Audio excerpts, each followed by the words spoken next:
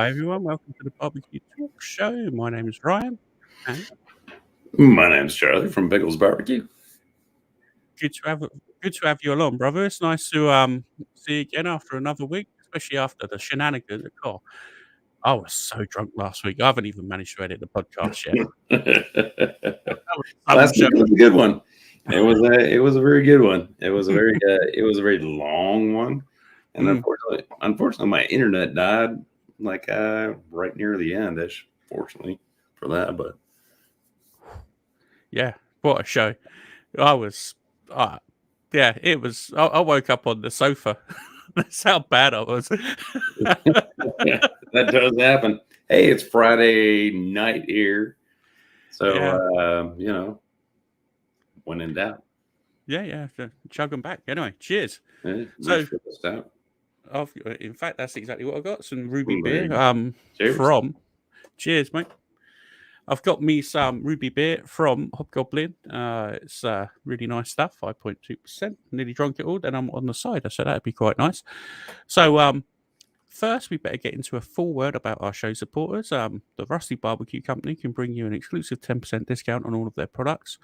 Mito can provide you with a 15% worldwide discount on all of their products as well. And Glow Baltic, who we've teamed up with to bring you 10% off their quality birch charcoal.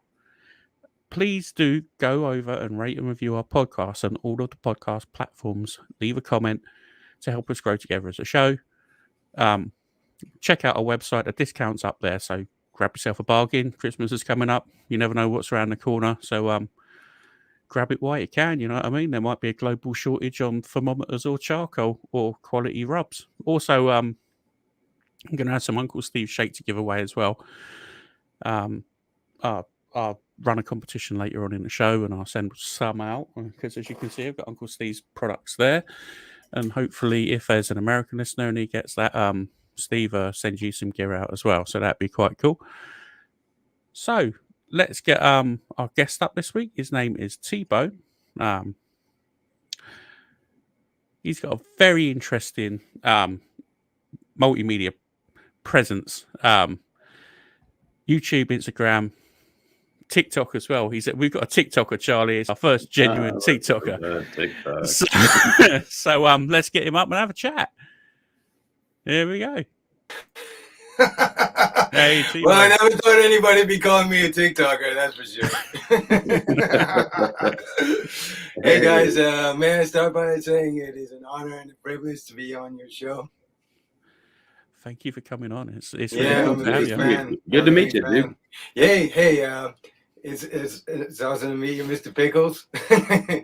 Yeah, great. I mean, thank God I said I'd lay off the Moretti's until it was stage time, and here we are. I've been very thirsty all day.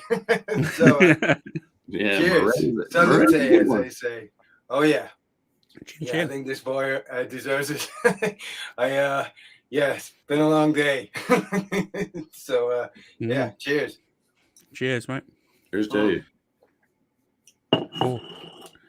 Right, so we're going to get this interview rolling then. So can you tell us how long you've been cooking over fire and flames, please? Well, probably about same as you guys.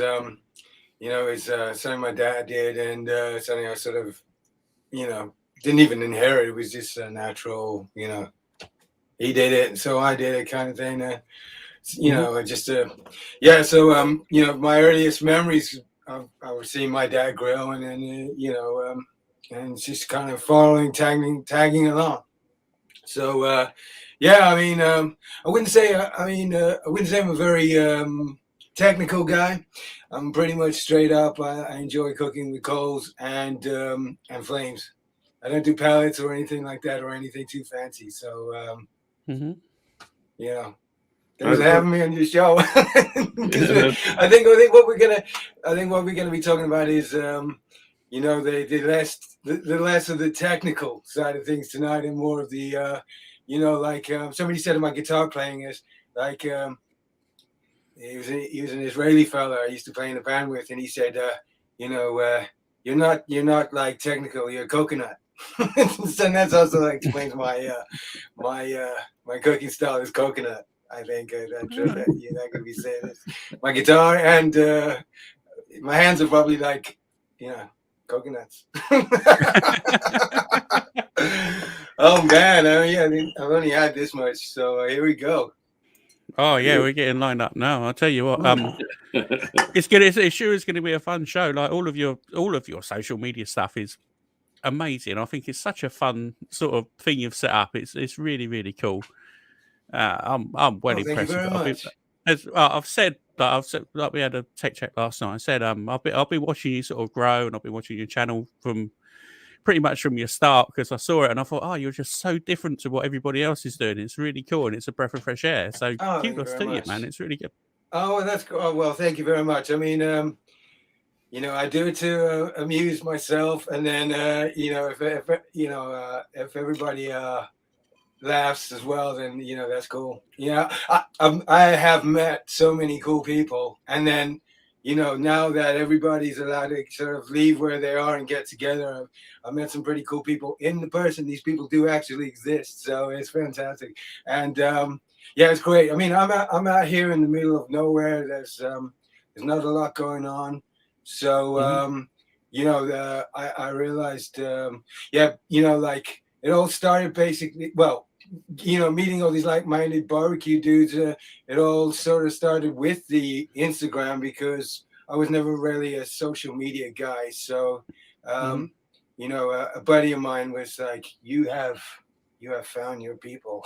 He saw me on the Instagram. He was like, you have found your people. Because I used to work with them, and they used to laugh at me because I would come in the middle of winter, and it was dark outside, and like I had leftover barbecue for lunch like every day, because I was cooking like out there, and then I didn't even have like any. Like this is in London, like there's nowhere in rented accommodation with a tiny little, like a courtyard kind of thing, just enough space to kind of have a kettle or something like that. I'd still be out there in the rain or whatever. And they say, that I was definitely the oddball. And then, so one of those guys did say, you have met your people, my friend. So, it is. I mean, we refer to it as a community or a family or whatever you want to call it. But that's certainly true of the whole barbecue. Whole barbecue. I mean, it turns out I'm not the only one. It's it's fantastic. So and then so I one of the people that I had met was Neil, the Thriller Gorilla, and he said, I'm on this podcast, and I was like, oh yeah, I'll check that out. And I listened, and then I became a fan of your show, and I met quite a few people that we could sort of consider, almost friends that I haven't met in real life, like Olaf from the metal, the Traeger guy. He's cool. Oh, yeah, we're in touch. And then another guy was Tom, who does the other YouTube channel.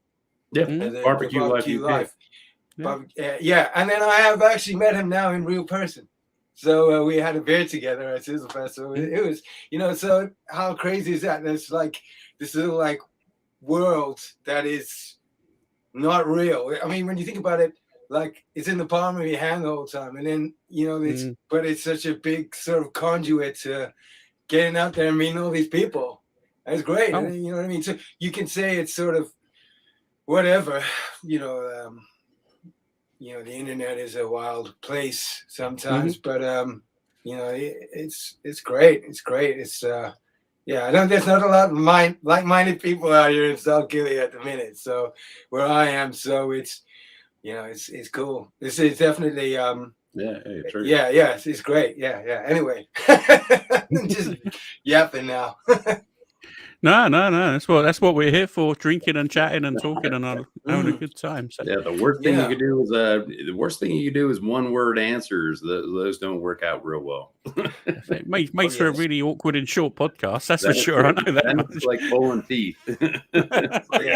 Expand on that. Sure. Yeah. Well, unfortunately, I inherited my mama's side of things, and I didn't shut up. That's fantastic. That sounds good. So we got a question in from the chat for your T-Bone. People want to know where you're from. Oh yeah, everybody wants to know where I'm from because I got a really strange accent. Well, can you get there? Does anybody even want to guess? Because I everybody couldn't asks me even. all this time. Right? Well, I'm I currently couldn't living even in put it down. South Gilly. Hmm? South Gilly. South Gilly. South Gilly, North Dorset. Oh, okay. North Hmm. Dorset. All right. Yeah. That sounds cool. But North Dorset's yeah, a lovely place. I was actually born in deepest, darkest Africa, Kentucky, smoking Q's. So I was born in a little place called Zululand. I don't know if you've ever been to Zululand. So that's where a lot of my heritage lies, and my family is there's a lot of people. We're all over, so I've done a lot of traveling. But I would yeah, I've done a lot of traveling, and I say to my wife, of all the places I've been in the world, I've ended up here in South Gilly, where there's nothing to do. So anyway, so I've got a little story to tell you. So smoking Q's, right? Matt. Yeah. I mean, I saw him at Sizzle Fest, and he gave me this. We did a little quick sticker swap because he said, "Hey, you go in there, and I'll see you." And I said, "Bring stickers." I said, "Yeah, cool." And he gave me a sticker, and I was like, "Dude, this is one of the coolest stickers." Oh, excuse me. One of the coolest stickers is I got that, almost T-Rex kind of dinosaur head. And I'm like, dude, that's the most badass thing. And then we had a beer together, and we kept on bumping into each other, and we were talking and everything like that. And then we've been in touch now for heading up to going to the show, doing the show tonight. And you did this sort of group with Pickles, you, myself, and Matt. So I went, "Hey Matt, oh my God, hey, we can talk about it, Sizzle Fest and everything. It's great to see you." You're like, "Oh, well, we on the same, I assume we're on the same show and everything like that." And he's like talking to me, and he's like, "Yeah, well, I don't really do the show so much anymore." And I'm talking, and I'm like, "Okay," and I'm like, "Okay, cool. Well, maybe I'll see you. I mean, have you ever even been on the show before or anything?" And then I realized later that night I was running a bath and having a beer. They say you can't multitask. And they say us man can't multitask. And the penny dropped. I went, "Hang on, his name's Matt." And I've listened to about 40 out of the shows with Matt, but I'd never seen his face before, and I just didn't recognize his name. So the whole time I was speaking to him, I had no idea that I was speaking to my Toast guy. And I said to him, I said, trio. Yeah. So I texted him and I said, "Dude, I'm so sorry. The whole time I was speaking to you, I had no idea." And that just sums me up. Like my wife will tell you, I'm not a very astute. I didn't miss my calling as a detective. Put it that way. Big rooms in the house. That's cool. All right, so let's expand a little bit on your first off. Talk us through your barbecue setup. What are you actually cooking on for the people listening at home in the headphones of wherever they are? I've got trusty old Rusty, my Weber kettle, which I've had about 10 years. Can folder. She don't even have it was before the temperatures, the thermometers was on it, so it's just a real basic piece of kit. And I've just recently built my shack. Pardon me, which is basically just a bare pit. So it's like a blank canvas. So I just light a fire and then I stack bricks or I cover her up, So it's real basic. It's basically just like a glorified gym fireplace. So, but it's great. I mean, I want to. My next move is I want to build like a little cage in there or something that I could put a rotisserie across or anything, something like that. But it's real cool for I just love just making a fire and you sit in front of it and then, you put, just grab some of so I did all the brickwork. I did all the woodwork, and it's just basically like a pergola kind of structure. So it's got 4 posts, beams across and rafters, and then it's got like a galvanized roof so that it just comes up, the water disappears where it needs to be, and then it's got the brick structure underneath, and that's it. It's as simple as that. And my brother-in-law is a bricklayer, so I helped him I said, yeah. Yeah, So you I was a said, labourer. like, let's, yeah. I was there, and I was on like water boy. Mhm. So and we built this. So it's been a long time coming. The sort of, the design was, it took. I had this, I wanted it like that, I wanted it like this. And originally, I thought of building a pizza oven as well. And then I thought, well, I can just get an uni and, and stuff like that. So, but that's it. That's my real similar. I got other little bits and bobs lying around, but that's me. I'm pretty, Live fire. that's it. Pretty Coconut. much. Yeah. Coconut live fire cooking. So you guys have got lots of gear, of course. Yeah, one or two. Oh. Yeah, fair amount. Yeah, one. fair amount. But I will say, like, the Weber kettle is actually a great, like, you just can't beat it for the money. I mean, it's and for the usefulness, for the utility and everything. It's beginner. It is the go-to. You can go beginner all the way through completely advanced. Exactly. Yeah. Mhm. Yeah. I mean, I think it's in the quality. I mean, my dad's had his one for probably about nearly 30 years, and it looks almost brand new. If you look after it, they'll look after you, as they sort of said. So, but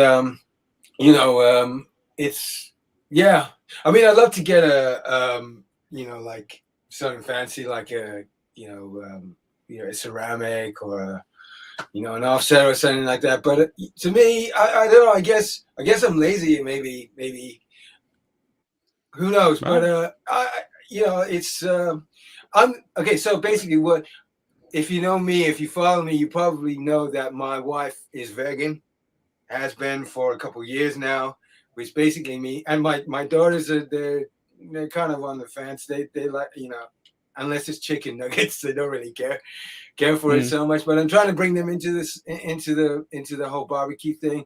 But so if I I haven't done a pork butt or a biscuit or anything like that for a while, because it's just me that's going to be eating it. So so I mean, I do it from time to time, but it's a big event. Actually, in fact, I've got last time when I was digging around now, because I got a little cooler bag here next to me with my brewskis in it, so I can escape. And while I was just looking in there now in the freezer, I realized I found some offcuts for some spare ribs that I did a while back. So my question to you guys is, have you got any tips for some rib tips? Oh, rib tips. That's got to be Charlie 100%. I'd say he's a rib tip type of guy. I mean, I do rib tips a lot, so I end up doing so I'll buy a full rack of spares and trim them down, because then you get the rib tips. Yeah, that's as far as I am now. Yeah, and you trim them down at like St. Louis cut. So there's your perfect rib. And then the rib tips, like, they work great in baked beans. You can use them in do kind of like burnt ends with the rib tips. Okay. So that kind of style, or you can do what I like doing with them sometimes is just braising them down. So you throw them in some stuff with like chipotle and adobo, some onions, some peppers, some jalapenos, something like that. Yeah. And you just throw it, like, you first of all, you grill them, or you you got it. Smoke them up, and then you throw them in the whole mixture with a whole bunch of stuff, and then you cook it, like, seal it up and cook those things down.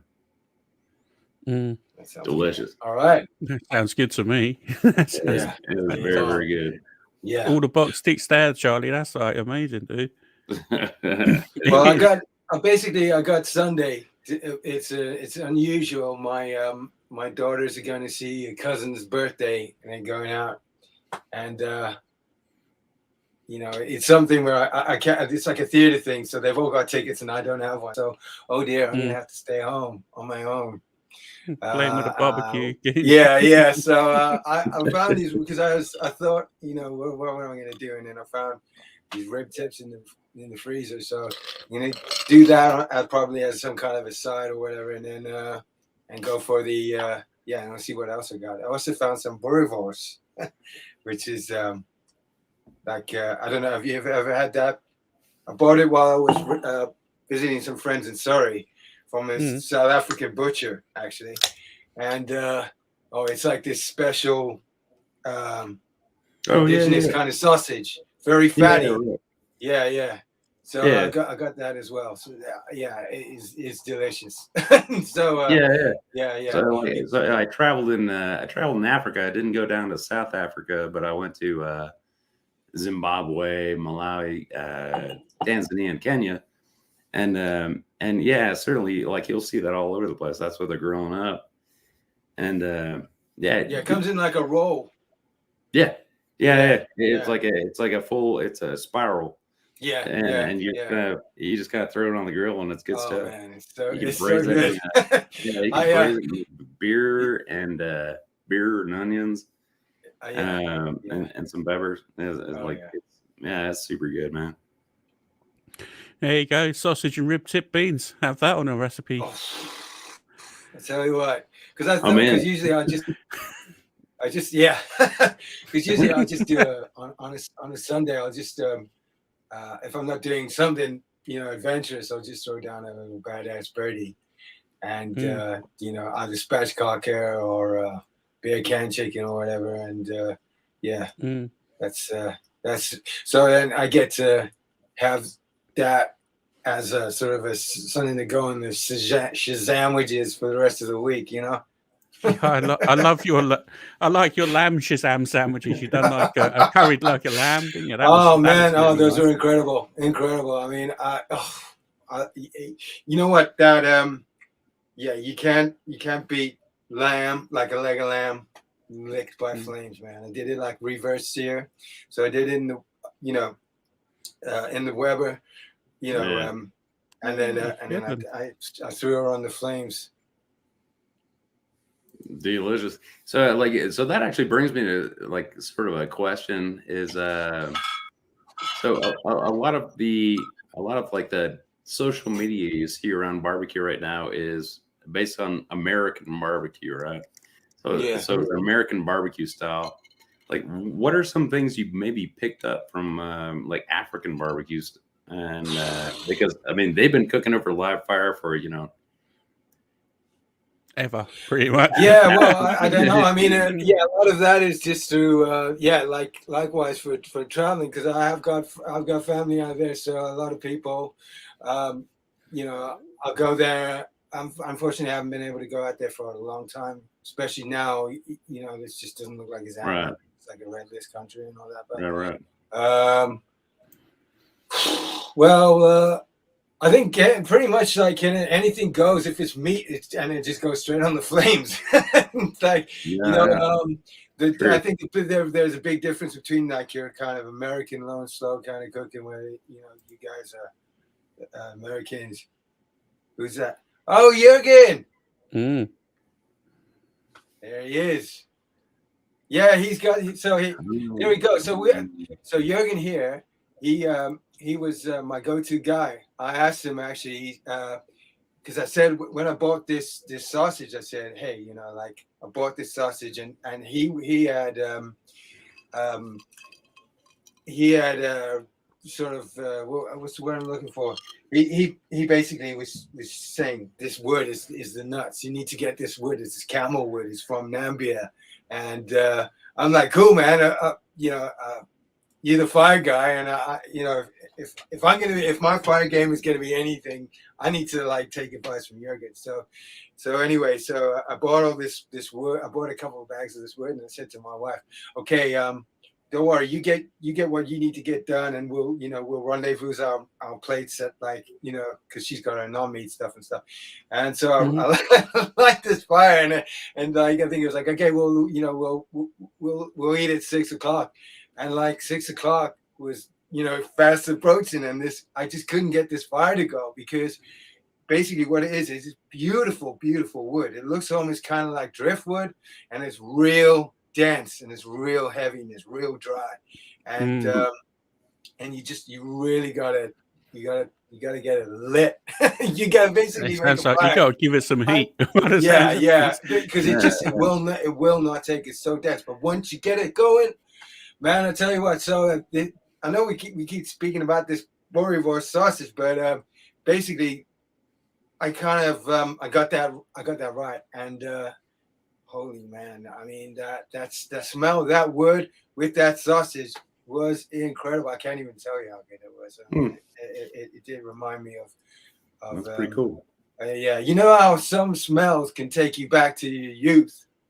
You know, like I was straight back there. Yeah, straight back there. That's pretty cool. I'll have to look that up. It's Camille Doring. Yeah, definitely. Yeah. It's from Namibia or Namibia. Is it Namibia? It's somewhere near South Africa. Namibia. Namibia. Mom was never good at math. Close enough. Yeah, that's it. Yeah.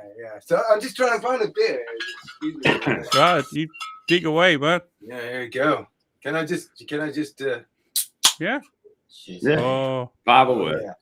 Yeah, Jurgen says only 6% moisture, most dense wood you can get. Wow. There you go. Yeah, that makes a lot of sense. I mean, it's you don't know these things until you try them. Yeah. I think probably all my my South African buddies are all laughing at me, going like, because they all grow up with this stuff. I mean, you can buy it on the side of the road, for literally probably nothing. But here we pay. A premium, the premium, yeah. But to burn it. Yeah, right. Yeah. True enough. When you look at it like that, it's like... yeah. Well, you know what I mean. It's crazy, but luckily my wife indulges me. She goes, if it just stops you from being an idiot in the house for 2 minutes, that's cool. Like go do it out there for a minute. So, but she knows. It's all good. So, right. Yeah, but I mean, having a vegan wife does pose its challenges, because at the same time, I don't want to be out there the whole time on my own doing things for me. So, you do get expand your palate space on that grill. So, you do a lot of sort of eggplant and zucchini and tofu and mushrooms, all manner of all that Aldi stuff.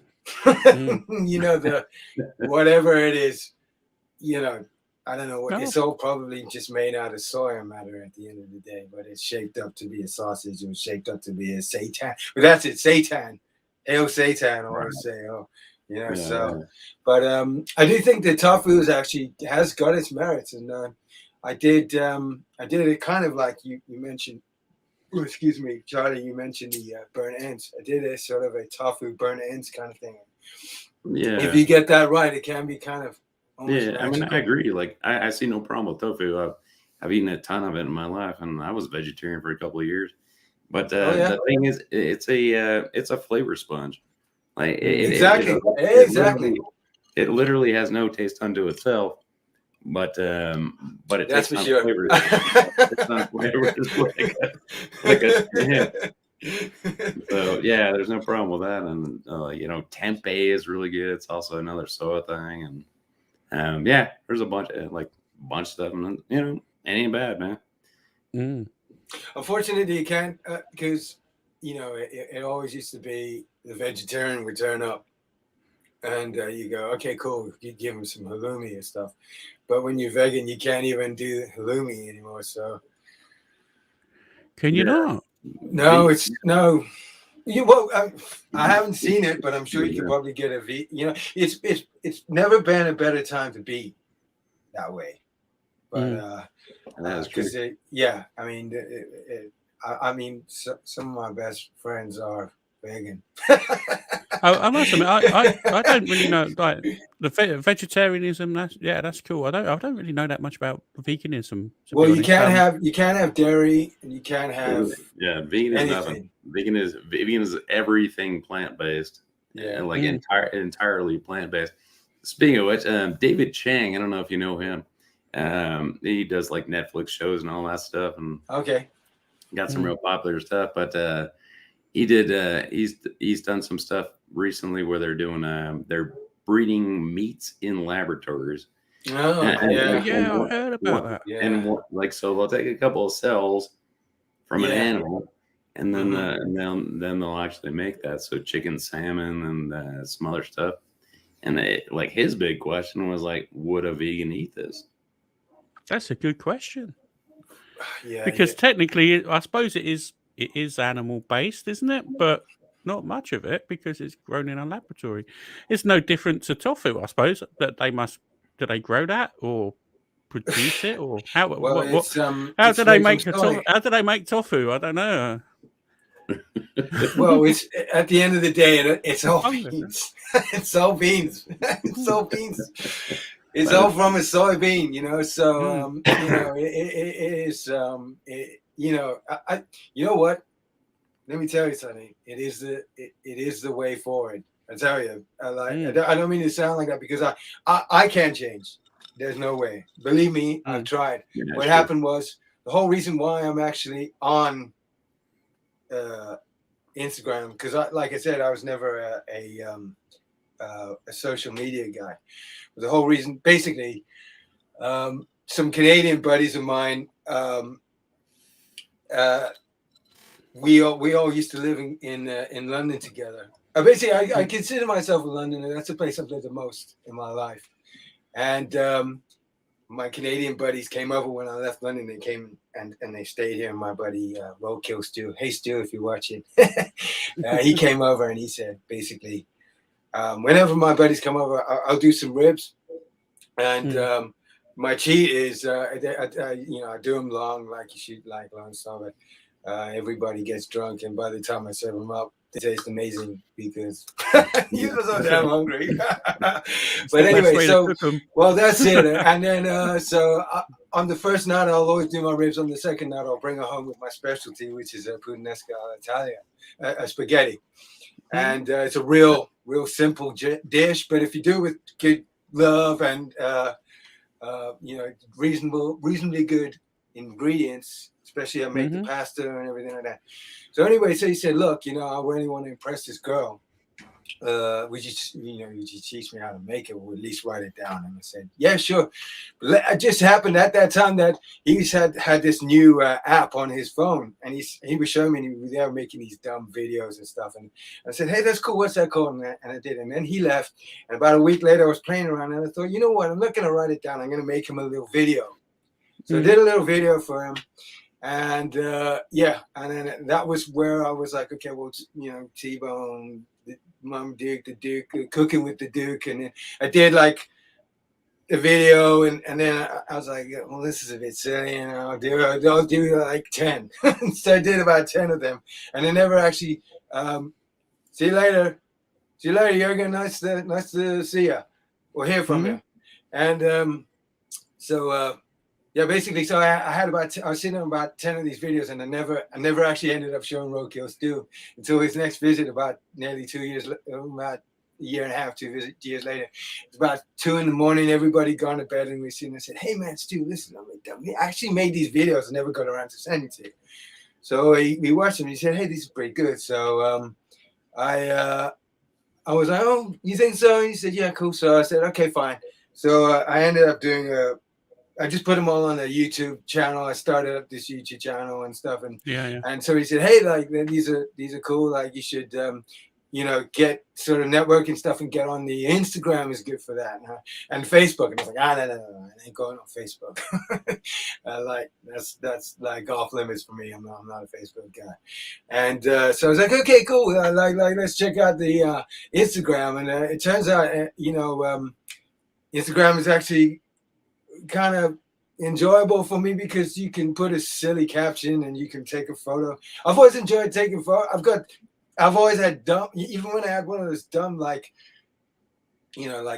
flip phones that you could take. It Oh, was, yeah. it had like 50 pixels. We had working on just like sit down and I'd be like, I got to take a photo of this. I don't know why, but I take a photo of this. And nobody ever see him or anything, but I just felt compelled to take a photo of these, this plate. Didn't know anything about anything, but I just always felt compelled, and I do like it. I do a little bit of drawing here and there and stuff. So yeah, so Instagram, it was kind of funny and kind of went hand in hand with the thing, and so what was the question? I can't even remember So yeah, I think that's the answer. I can't remember anyway. Yeah, so there we are. So yeah, Wow, and yeah. I like yeah. So oh yeah, Budanesca. Yeah. So delicious. Yeah. So like, all right. So let me get this straight, right? So you teach this, like, you're trying to teach this guy Puttanesca, right? Yeah. To impress a girl.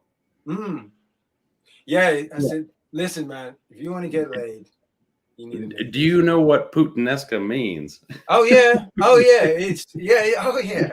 Well, the origin. I've got a rough idea. I speak a little bit of Italian, and Puto is like so friendly lady. It's a lady of the evening. So he's trying to impress his girl. No, like, hey, cook her up this hooker pasta. Hey, let me tell you, Mr. Pickles. Every time I make that mouth, because you can veganize it now. All you need to do is leave the anchovies out. Oh yeah. And you put a little bit. I substitute it with a little. There's this company up north that does Liam Perrin's Worcestershire sauce substitute. Right. And you do that. It's not the same because I remember the first time I made it, I was like, dang, this is because you cook the anchovies. It's not so much for having anchovies as a protein. It's just more to give it that umami and starts off the So you melt them down to nothing. So I do find that is a fundamental part of the dish. But it is you know what? I don't think I've ever things have always ended up well in this house when I made it. Put it that way. So, but you could say. Exactly. Very good. And it's so simple, but it's so delicious. But yes, you are indeed Best right. food We is. see the ladies of the night used to entice their clientele off the streets with the beautiful, tangy, spicy, enticing smell of the pasta that they would. Trust me to bring down this show. I think the taste of the sea and all of that is probably not a million miles away from what they were peddling anyway. So yeah. Oh yeah. So anyway. So that was me. So a lot of everybody, like Ryan, I think you did say a couple of weeks ago on here, you did say YouTube is kind of like the new encyclopedia or library, if you will. If you want to change a light bulb or a tire or whatever, what do? You go onto YouTube and you have a look and you say, like, you assess, can I do this? You watch and you think, can I do this? Yeah, I can do this. Or get a guy in to do it or whatever. But and then, like, you guys, I think it was the two of you were talking about the merits of whether TikTok would sort of trump that or not. And I think if you can get it down, because TikTok you can now do 3 minutes. Oh. As opposed to what I think it used to be. It was one, wasn't it? Yeah. They've expanded it to 3 minutes. So if you can get a little how-to for anything into 3 minute space, I think I'd have to agree that TikTok will eventually trump. Well, I keep saying Trump. I mean, we'll will Yeah. it will take over YouTube. I mean, YouTube is so big, but like TikTok is a very very strange beast. I mean, I was like, oh, this is also off limits for me. But you know what? To me, TikTok is just something I just go and dump all my silly ideas. You know what I mean? Like, Yeah, I I'm think it's a sitting- good fun platform. to be Yeah, honest. yeah. Something that I wouldn't if I got an idea and I'll run it past my girls, and then they'll just look at me like, "What?" And then I'm like, "Yeah, let's give it TikTok." What? Yeah. Why are you on TikTok? Why are you on TikTok, Dad? Dad, why are you on TikTok? Yeah, well, they're still a little bit young. They're still a little bit young. My youngest is 5 next month. So, and I could tell you something so cool. I actually bought her first ever guitar today. Oh wow. Yeah. It's pink, but it's a guitar. That's cool. Yeah. So she has shown a lot of sort of like she likes it and stuff like that. But I said, do you want would you get? I always said like because I can't play piano. I was like, I think you're the piano player. My youngest is definitely showing temperament for drums, which scares the hell out of me because every drum I know is crazy. My brother included. So, hey, bro, if you're watching. Anyway, you know who started on drums was Justin Bieber when he was a tiny kid, when he was is like that right? 4 or 5 years old. Yeah. Oh, well, there you go. I wish I could play drums. I mean, I wish he could play drums like my brother. He was a phenomenal drummer when he was like 11 years old.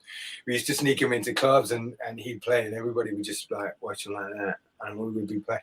He was probably about 12, and yeah. Anyway, but what I'm saying is, so I bought this guitar today. It's like a small classical nylon string guitar, and I hit Amazon. I checked the reviews. I did the shopping and everything like that. And I thought, because I've been humming and hawing. I thought it's either 5th or 6th birthday, and I thought, you know what, I'm just gonna, because I didn't want to get it for her and then it doesn't work and then it spoils it and everything. But I thought today, and I thought, you know what, I'm doing it. I'm making the decision. I'm not checking in with anybody anymore or anything. It feels like in my heart I'm buying this guitar for her. I hit buy on Amazon. Don't judge me for shopping on Amazon. No. What? Anybody that's watching. Anyway, and you know what? I had a little ball in my throat. I was like, oh my God. I was going to say a lot of the kids around my way, sort of like when they're little, they get started on the ukuleles, just because they're that small and they're quite a lot easier to play than a guitar. So I know there are different tuning and stuff like that, but they're pretty much Unfortunately, my Mahalo ukulele looks like Pete Townsend saw it. Thanks to my daughter. So I thought, that's not a very good start. But you know what? I have hope. You know what? This is pink guitar. If it gets trashed, it's a pink guitar. Let's put it that way. That's cool though. I think it's to get kids involved in music at such a young age is a fantastic thing. Like, well, sorry, Ryan, carry on. No, you do it. It's all about you, dude. No, but you were saying, yeah. So it is, and what I was going to say was, I am trying my damnedest to get them into the barbecue. Well, not my damnedest. That sounds a little bit like desperate, but I am every opportunity I can. I bought them both those little long nozzle lighters, so they can come out with me every time I light the barbecue. They come and they're both in the same color, so they don't fight over them. And no, they're not actually. They're not. Well, actually, to be honest with you, I was kind of surprised that she did want a pink guitar, because she's not that girly. She just like, there he is. Hey, Tom, I was just talking about how I met you through this podcast. So, hey, Tom. Tom's in the house. He's just checked in. Yeah. So I get them I get them to light the. I give them each a firelighter each, and if I'm lighting a chimney or a stacked fire or anything like that, I'm like, girls come out and they got the little. They've each got a little stool, and then they light it, and then I'm teaching them the importance of fire, sort of lighting fire management, to respect the fire and stuff like that. Yeah, absolutely. So when the flames get hot, basically it's gotten into a little bit of a bad habit of getting. They know what's coming. We'll reach for the skewers with a marshmallow on the end of it. And my wife was like, they're having dessert before dinner. So it's a mere technicality. Yeah, well, yeah. So I mean, I'll they'll just see me, out there, and my one of them will come and say like, we have marshmallows. so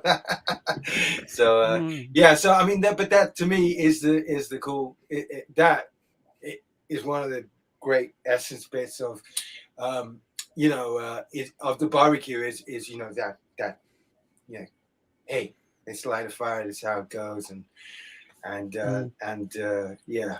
So they do love, my youngest does love barbecue sauce. I mean, she can just eat barbecue sauce.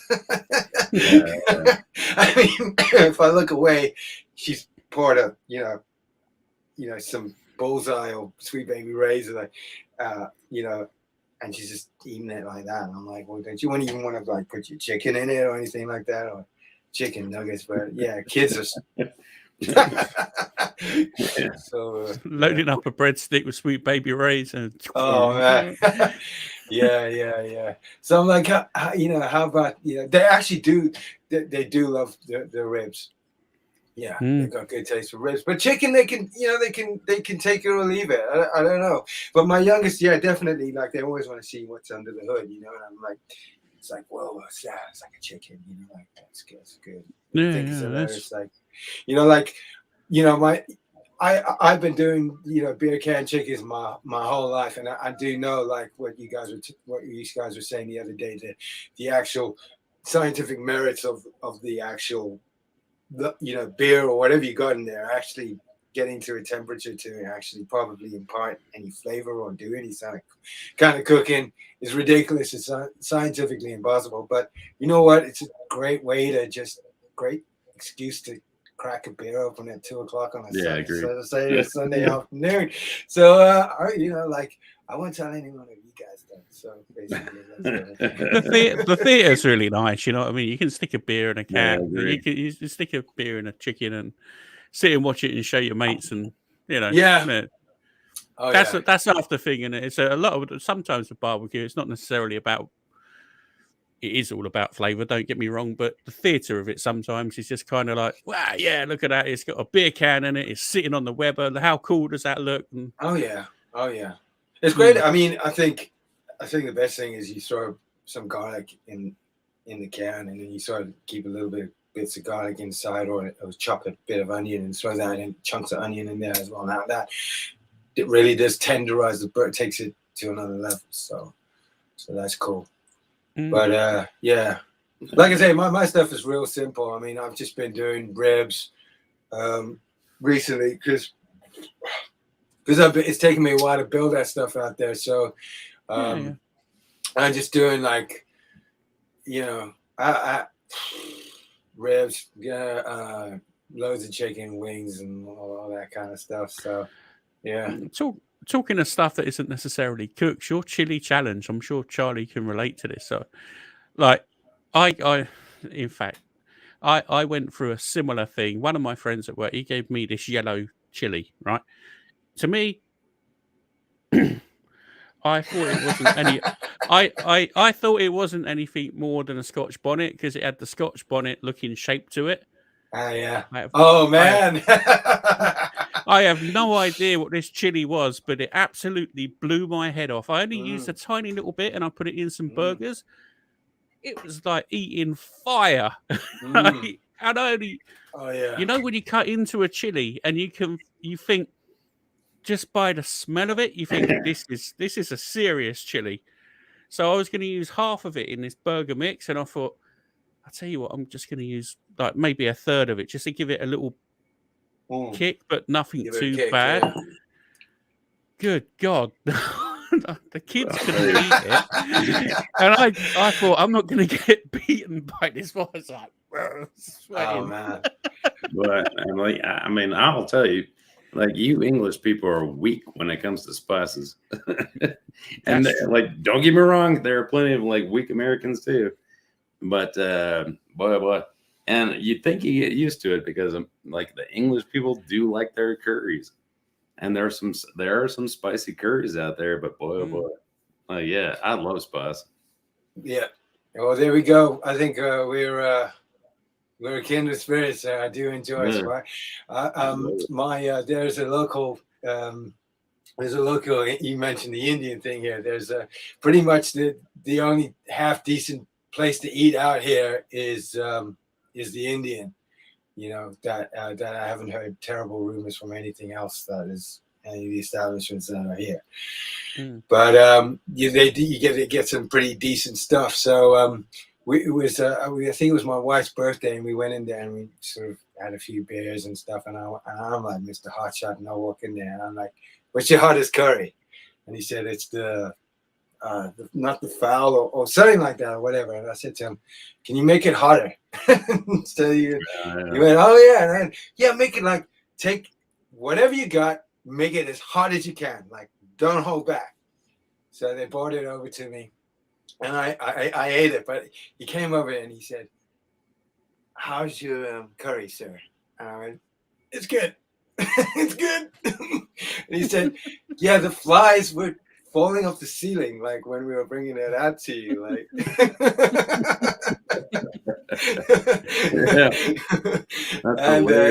Yeah, it was hard, but yeah, no, I do enjoy hot, and I do get it. Yeah, there you go. Foul. Yeah, there's a foul. I think it was a foul or something like that. But it is legendary hot. But I mean, you get these super hot. So let me see if what did I do with it now?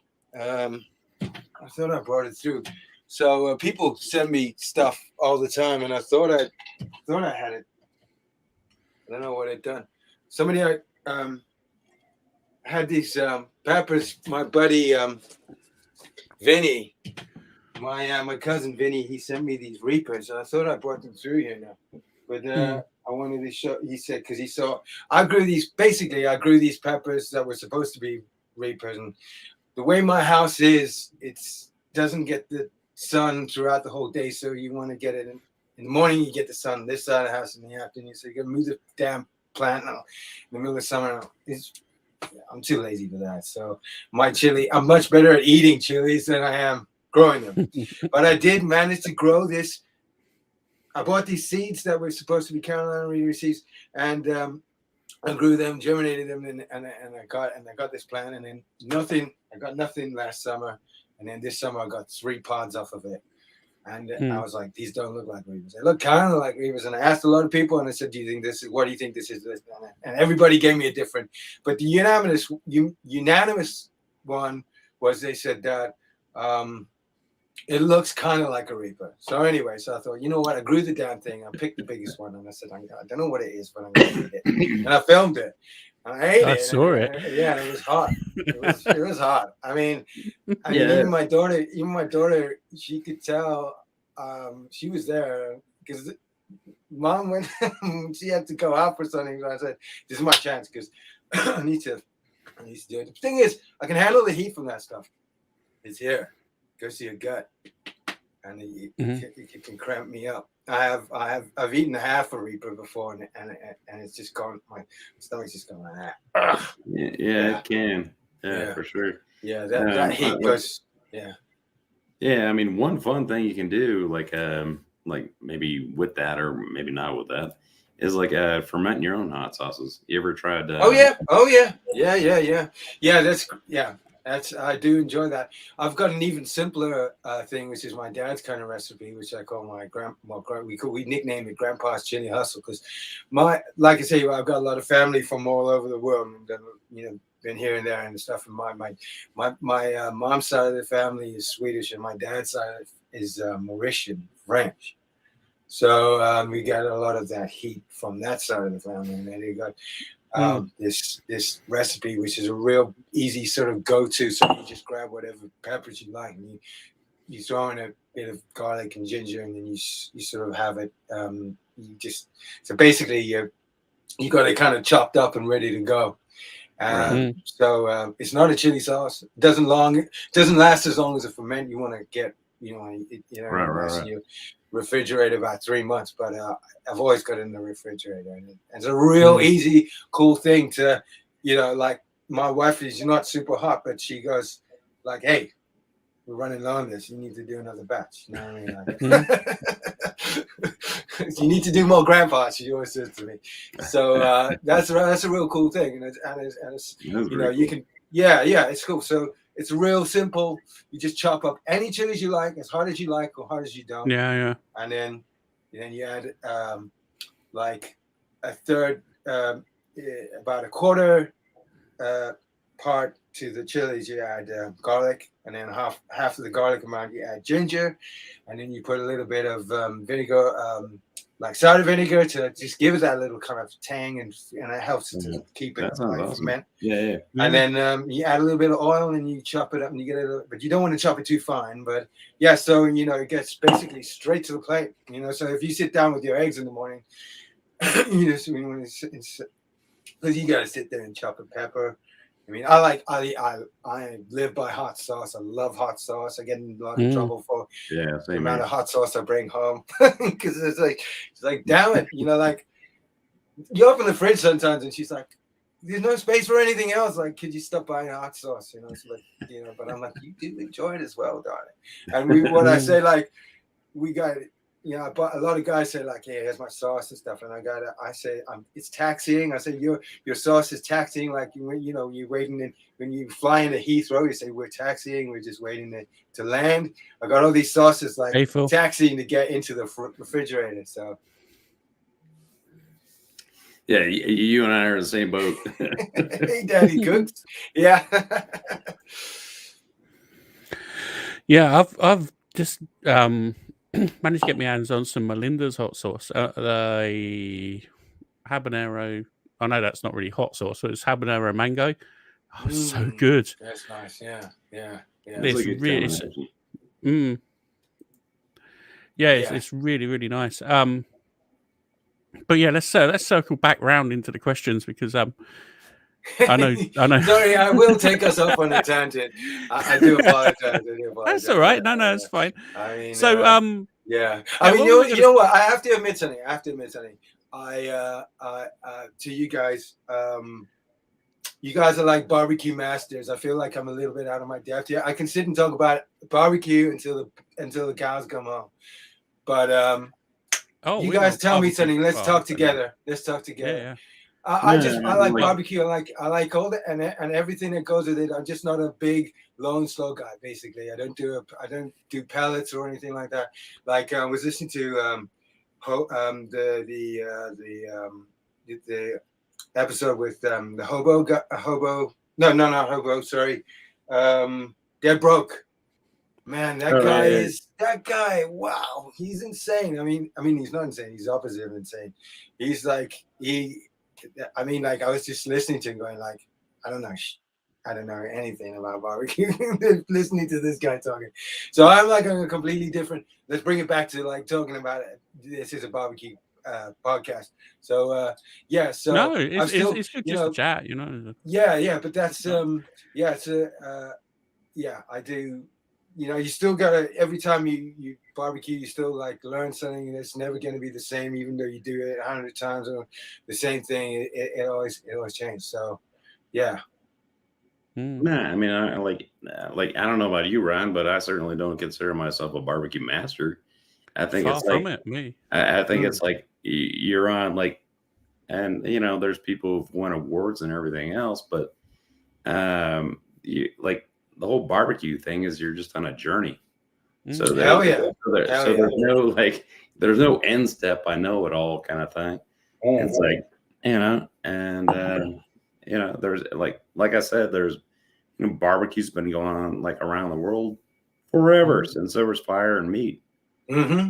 So it's a matter of like mastering flavors and trying to figure out what you want and what you need and everything else. That's It's right. what you like is the most important thing. Everybody's got different tastes, so everybody's cooking to how they like stuff. So there's no right or wrong answer with barbecue. Mm-hmm. That's what I think. But Oh yeah. it's just me. So I was going to say, I was going to say. So you've touched upon like you're making pasta and stuff like that. Do you have a sort of you've got to have a fairly decent background with food then if you're making your own pasta for all that My sort of. mama, she worked for a pasta company for years, Mm. like where so we ate a lot of pasta, and I still do. My kids love pasta, even if it's Peppa Pig shaped nowadays. But but you can't beat. I don't. You know what? I actually don't make it so much anymore because you got to put the best way to do it is with an egg in it. And hey, Daddy, I like this guy, Daddy. He's my kind of guy. Daddy cooks. Hey, Daddy cooks. I'm T-Bone sure here. it'd be in the pub club. It'd be in the pub club later, I'm sure. With Okay. some, So whiskey rolling. the thing about being vegan is that you can't have that. You can have. Thank God you can have pasta because I don't know what we do if you can have pasta, but you gotta have pasta. You gotta have the pasta that So if you go into your local supermarket or whatever, you buy that dry pasta. That's just weights and water basically, and it's dried. But if you're doing it like Italian style, fresh at home, you're gonna get the best results doing the 0-0 flour with the egg, and you make the dough, and then you roll it out and you do it into whatever exotic kind of shape that you like. But it is unbelievable. It's the best way to do it. Yeah, for sure. For sure, it's delicious. But if you do it, I used to do a really nice. You can do like a ragu, like you take the center middle bit out of the Weber, and you put the skillet in there, and then you throw down the mince and stuff, and you do that, and you get a nice kind of smoky spaghetti bolognese, and then you do that with the pasta, and you make like a nice big kind of rigatoni or something like that. And oh man, like not rigatoni. What's the bit like the big flat? It's pasta. They call them. It's all the different shapes. Tagliatelle, whatever. It's same stuff, different shape. Yeah, what's the tagliatelle, and then the next rigatoni. No, not rigatoni. Okay. I can't remember. But it's the tagliatelle that is like it's almost the thick ribbons. Like it's like a tie, almost like a tie. And it's like between a rigatoni, it's between a tagliatelle and like a lasagna sheet. And that oh man. With some smoky, beef. Oh man, yeah. I have done that. Actually, a lot of the brisket kind of stuff that I've done is not basically the doing it on the, like how they're doing, like in the US kind of style where it's like, it's like you do your Texas brisket, that kind of stuff. Like the way I sort of grew up doing it was more like you do it in a pot, and like you slow do it, and then like a jus and stuff like that, and that kind of falls apart into and you have that on the taco as well. That's absolutely. Yeah, I mean, like we do a lot of the same thing where it's like shredded beef or like a pot roast. Yeah, that's it. Yeah. So it'd be like chuck or something, like you take a chuck roast or a pot roast or whatever else. Oh yeah, and, delicious. Yeah, I love it. That's it. So beef. I want to get some chuck roast tomorrow. So that leads me on. So speaking of brisket, I'm gonna actually take the move around here the conversation. I did have some really some incredible brisket a couple of weekends ago at the Sizzle Fest. So we got to speak about this because it was one of the questions I was sort of going to get around to. Yeah. Well, we got to get around to it. Yeah. So I'll use this as a little segue into that conversation. We go. So we somebody just like we've been drinking all day, and you've been drinking all day, and somebody just go what? And somebody goes here, and it was this Wagyu brisket, and I was like, the Wagyu. I was like, man, it was good. It was good. That and Marcus Bowling. Oh yeah, Marcus. Yeah, I was lucky enough to have him hand me, put in front of me like some. I don't know. I missed him actually cooking it because he was doing a class or whatever, or like a cook, like an experience. But I turned up at the right time, and then he went, yeah, have this, and he'd done like some kind of steak on a bed of some kind of almost chimichurri with on top of some bread that he'd done in the oven. And I looked at this, and I looked at him, and I've met a few sort of famous people in my time, and like he's famous in the barbecue world over here, but I was like, oh my God, here we go. And what I thought this shows what a nice guy I am. I thought, where's Mooney? My buddy Mooney, who came with me. I went up to him and I said, this is a testimony to our friendship. Marcus Bowden just gave me this, and I thought, I need to share this with you.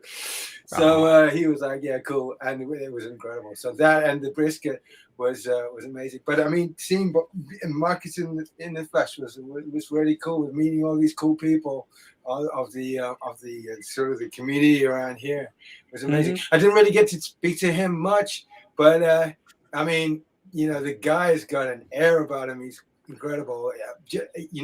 Before I missed the cook, but I saw him coming out, and nobody's kind of around, and he came down and he put this big slab of meat down, and he had this kind of like air, like I say, this kind of like serenity to him, like he was like the meat whisperer or something like that. He's just putting his hands on this big piece of meat, and it was kind of almost like he was like feeling the vibration. I don't know what he was doing, but he's like the meat whisperer or something like that. But he was standing there. I was just saying, there was nobody. I was like, it was just another weird situation. There was nobody there, and like everybody was busy doing something else.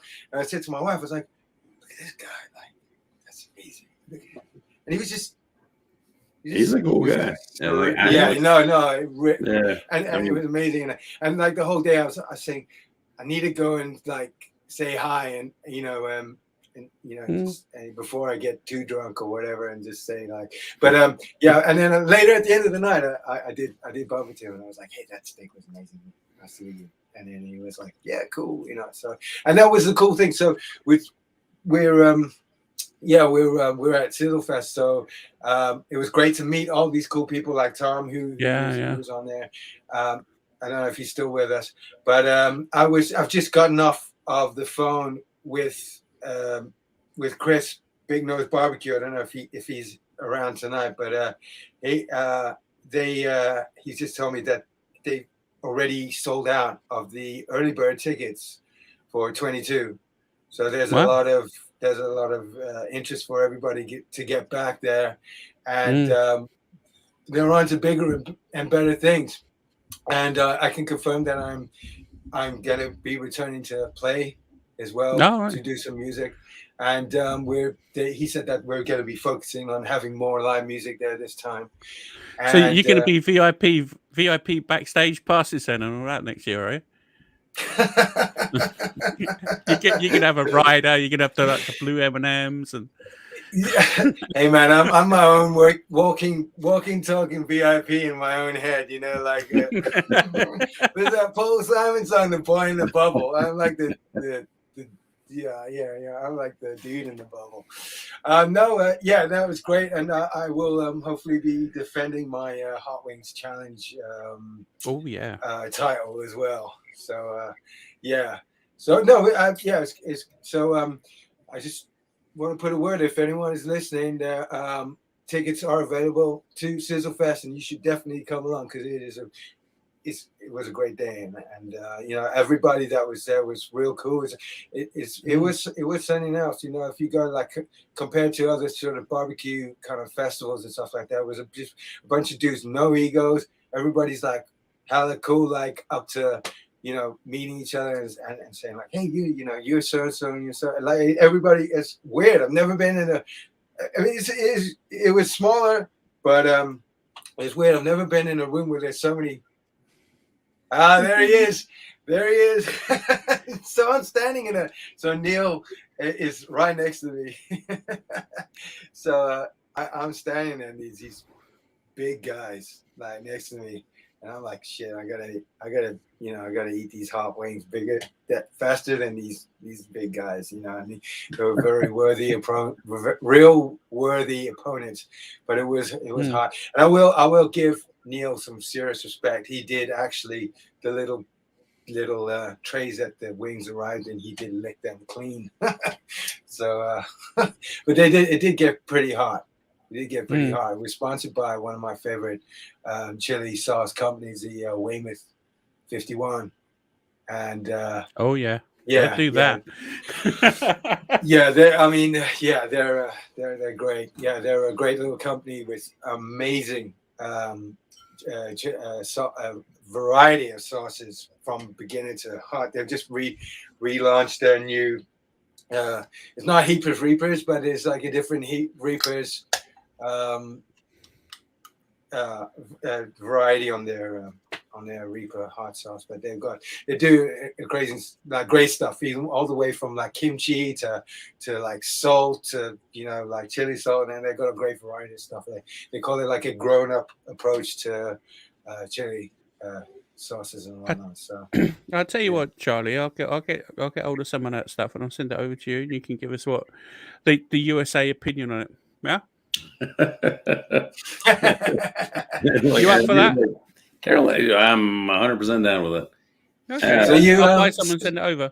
So Charlie, you like it hot, then?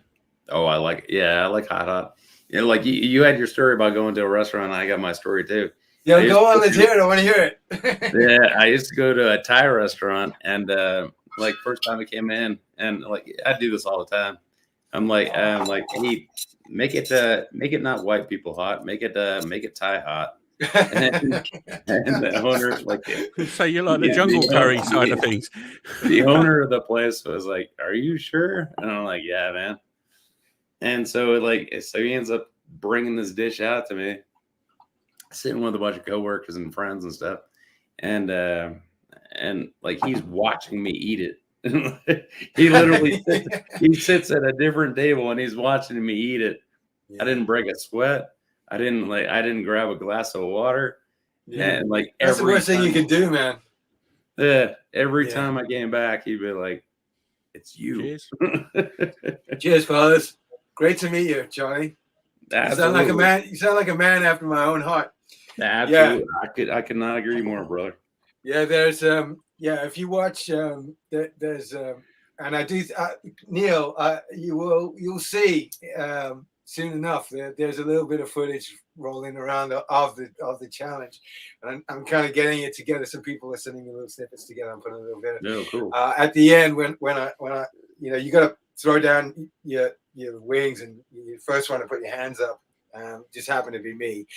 The other fellas were very worthy opponents, I can tell you that much. But there's a shot of Neil going, have some of my beer, and I go, nah. and I was like, oh, okay, well, you know what I mean. And Neil, I just want to say, I do apologize. It wasn't because I didn't want to accept your beer. I would gladly accept your beer anytime, except for that time. Because just needed to ride that heat. So I do apologize. But I mean, to meet the gorilla in real life. I mean, what a guy. I mean, these Welsh guys really do know how to party. I mean, we ended up, it was like, after midnight, of course. Sometime we've been drinking, some of us since about before midday, and we ended up on the outside on the sidewalk. They were like, "Get your guitar out," and I was just like, "Oh my god!" So I got my guitar, and I was doing really bad. Somebody suggested Enter Sandman, so there's me doing Enter Sandman in the parking lot in the middle of the night on an acoustic guitar. It was just, I saw the footage of it, and I was like, I watched it through my fingers like that, and I was like, you know what, that's actually not that bad. It's for a song I haven't played in about probably 20 years. It was okay. So it was that's a great memory, and that was that had a lot to do with Neil, the gorilla. So can't wait to do it all over again, if not before. So so it's great. So hopefully we'll see Matt down there again next year. You're near, where are you? I can't remember where you're near, Ryan. Is it near? Me? I'm in the Chilterns in Buckinghamshire, so yeah, That's not too I'll far probably away from Southampton. no, it's not far away. I'll probably pop down there next year. You see, you never know. You never know what's going to happen. But yeah, I more than likely will do. Just to have a nosy and a few beers, it'd be quite good. Right. So I'm fairly far away. yeah, Charlie's got a bit of a trek, but where are you right now, Charlie? Right now, I'm living in Colorado. Okay. Yeah, a little ways away. Yeah. That's okay. I mean, you're not that far. I'll grab the bond car that actually can drive, and then it also goes in the ocean. Yeah. There we go. Matt is he knows what's on my mind. He just put up in the chat, grab your guitar and give us a thing if you still got it, or are you still in purgatory from? Oh man, well no, it's got nothing to do. Well, not much with me, but we got some neighbors that weren't very happy about my wife blowing off a little bit of steam with our other neighbors across the road the other night until 3 a.m. So they the lady next door is not they're she's not into that. Hello. Ooh. Hello. Speaking of neighbors, somebody's trying to get in. Hello. Welcome to the Barbecue Talk Show podcast. You are live over the multi-streaming. we can call 911 if appropriate, or there's a rat tapping on the chamber door. Oh. I don't know what's going on. That was surreal. I don't know. Somebody just shouted something at me through the front door, and then it gone away. All right. So here's the thing, right? So you have you don't want to do brisket and pork butt because you'll have too many leftovers. You got a neighbor who's angry with you. Use those leftovers, give them to your neighbors. And then all of a sudden they're your best friends and really don't care about anything you do at that point. You know what, Johnny? Every time I listen to this podcast and you've been on it, you've either asked a really cool question or you've come up with a very great solution. So you're my kind of guy. I think I need to spend more time in your presence. That is an excellent idea. That's exactly why he's there. Charlie's a great guy, you know. We're lucky to have him on board. So, I was going to say, now we're running about 1 hour 20 now. So I was going to say, so the inspiration for your social media, let's sort of delve down into that. Now, as I said at the beginning of the podcast, I love the way your energy and stuff like that. So if you could pick a platform and you had to be on that platform, what platform would you pick? Would it be your YouTube, your Instagram, or the TikTok? That's a good question. That's a good question. I don't know. That's a good question.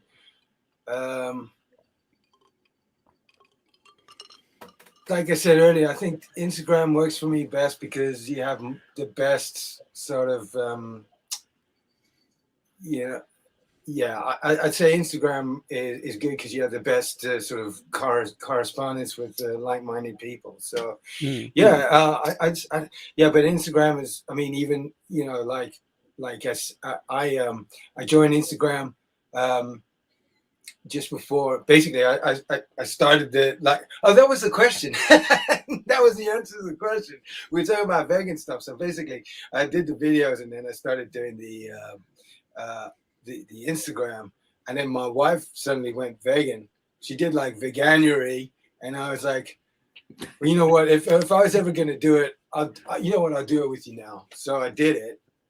And I'd only been on Instagram for a month. And so all my barbecue kind of cooks they dried up. And okay, so So then I thought, no, I can do this barbecue stuff. I'm gonna do like barbecue. I'm gonna do like I got an edge here. I'm gonna you know like I'm doing something. I might be doing something different. And I did like watermelon. I saw this guy do like a watermelon that you almost rubbed it and you slow cooked it, and you wanted to get it cooked down so like the watermelon, all of the sort of juices out of it, it just turned into almost like a proteinous kind of ball, and it kind of got a little bit sticky and tangy and stuff. The idea is better. It's supposed to be like supposed to be like pulled pork, but I can't. Nah, the best thing if you want to substitute pulled pork, you got to go for the jackfruit. That's what I've heard as well. Yeah, that is real good. That's real good. I mean, that is sometimes you can have that and go, this is good. The only difference is you're hungry an hour later. So you got to put like, you got to put some kind of beans with it or something like that. Yeah, true. So, I mean, we've done some cool sort of like stews and curries and stuff like that with the pulled pork stuff. You just got to throw in some like black beans or something, or something like that. Like lentils, you need some protein in there. Something. Yeah, for sure. So when I was first on Instagram, I was like, okay, so I'm on Instagram now. What do I do? How do I get like interaction and stuff like that? And I started following a whole lot of vegan. So I started like a month after I started following all these barbecue guys, and then I was like, I can't look at all this meat, I can't eat it. So I started following all these vegan people, and none of them were doing barbecue. So I was like, I'm going to do barbecue. I'm going to be the barbecue vegan guy. So so I did that for a couple. Yeah, and you know what? It was kind of cool. But then I got about 3 months. I can't believe it. Even now, sitting here talking to you guys, saying I was vegan, like pretty much. Other than wearing a leather jacket, I was pretty. I lived in, like even at work, people bring in like, like treats and stuff, and you're like, no, I can't have that because I'm a vegan. I'm better than you. You know what I mean? Like, you know how many dolphins had to die? Like. Anyway, no, but I was never like that. But the thing is, right? So I was going to say dolphins probably taste nice. Well, that's what I call it. Like anything like, I don't know, like we haven't got any, but if there's packaging or anything like that, I call it, I always like hit up my wife with, hey, that's dolphin strangle. Like you call everything's like, like, the gods of the veganism is like, they do not smile fondly down upon thee, like you're not living there. So it's a but thank God my wife is, and Hannah Hart, I can tell you that she's not one of the preachy kinds, and she lets me get on with all my stuff or whatever. But I mean, I do think that there is a definite sort of, it is the future in the sense of, like I think humanity continuing. I think that something needs to give. But anyway, if it tastes good. Well, this is the thing, right? So there's me, like Mr. Vegan, and here we go. And then suddenly one day my the whole Corona thing happens, and my daughter gets sent home from nursery, and they say, look, that's it, you're locked down. You can't go out. This was before you could even get tested, nothing like that. This was like March. So, and I live in a small town, and everybody, I mean, this is a real small town. The minute I go outside and take out my trash, people know I'm out there. So we had to lock down, and I had this I lasted a day being a vegan like that, because I said, I can't, I'm at home, I got nothing to do. If you think I'm going to sit here counting my beans, I can't do it. So like, I was like, I was like, like an alcoholic or a druggie that relapses and goes and just goes on splurge. I was like, give me 3 chickens now. I'm like, and I put 2 birdies on the barbecue and I hit them and Rub them up. Get them going. And I was telling my neighbor who like doesn't know anything about barbecuing, and we was talking over the fence because you couldn't, you had to socially, and I was telling him, and he was like, the beer can what with the what? And I was like, you don't understand. I need to do this right now. And I just ate this chicken, and I was just like, I can't. I said to my wife, I said, I can't do it. But yeah, so I tried. Vegan itself was pretty intense, man.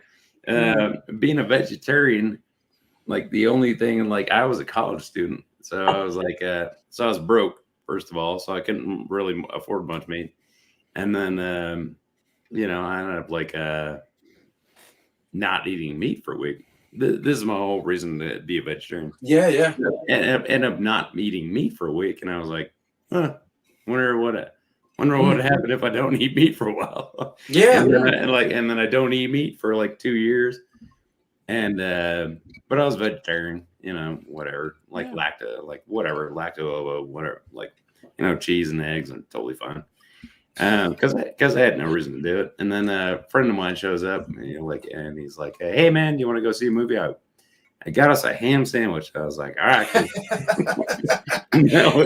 that was the devil's food. The devil's work. I was like, I don't care. I had no reason to do it. Well, believe it or not, and I'm sure Marcus won't mind me saying this, he actually used to be a vegetarian before he was Mr. UK Barbecue. So yeah. I mean, I'll tell you, like, one thing, like the things you will learn is like how to flavor things better. So you'll get more into spices, and this spice does that and this spice does that versus like slamming down like slamming down a slab of beef or something. There's a lot to be said for developing your palate, I think. Exactly. I mean, a lot of it is, if you like spice or you like the sauce or anything like that, sometimes the meat is just the conduit to getting that flavor in your belly and your mouth, right? Yeah. So a lot of like, I think it was this Adam, what's his name? Man versus Food fella. Yeah, Adam Rickman. Apparently he got vegan. Apparently. Yeah, I heard that actually on a podcast a few months ago. He's actually lost a ton of weight, and he don't eat meat no more. Well, there you go.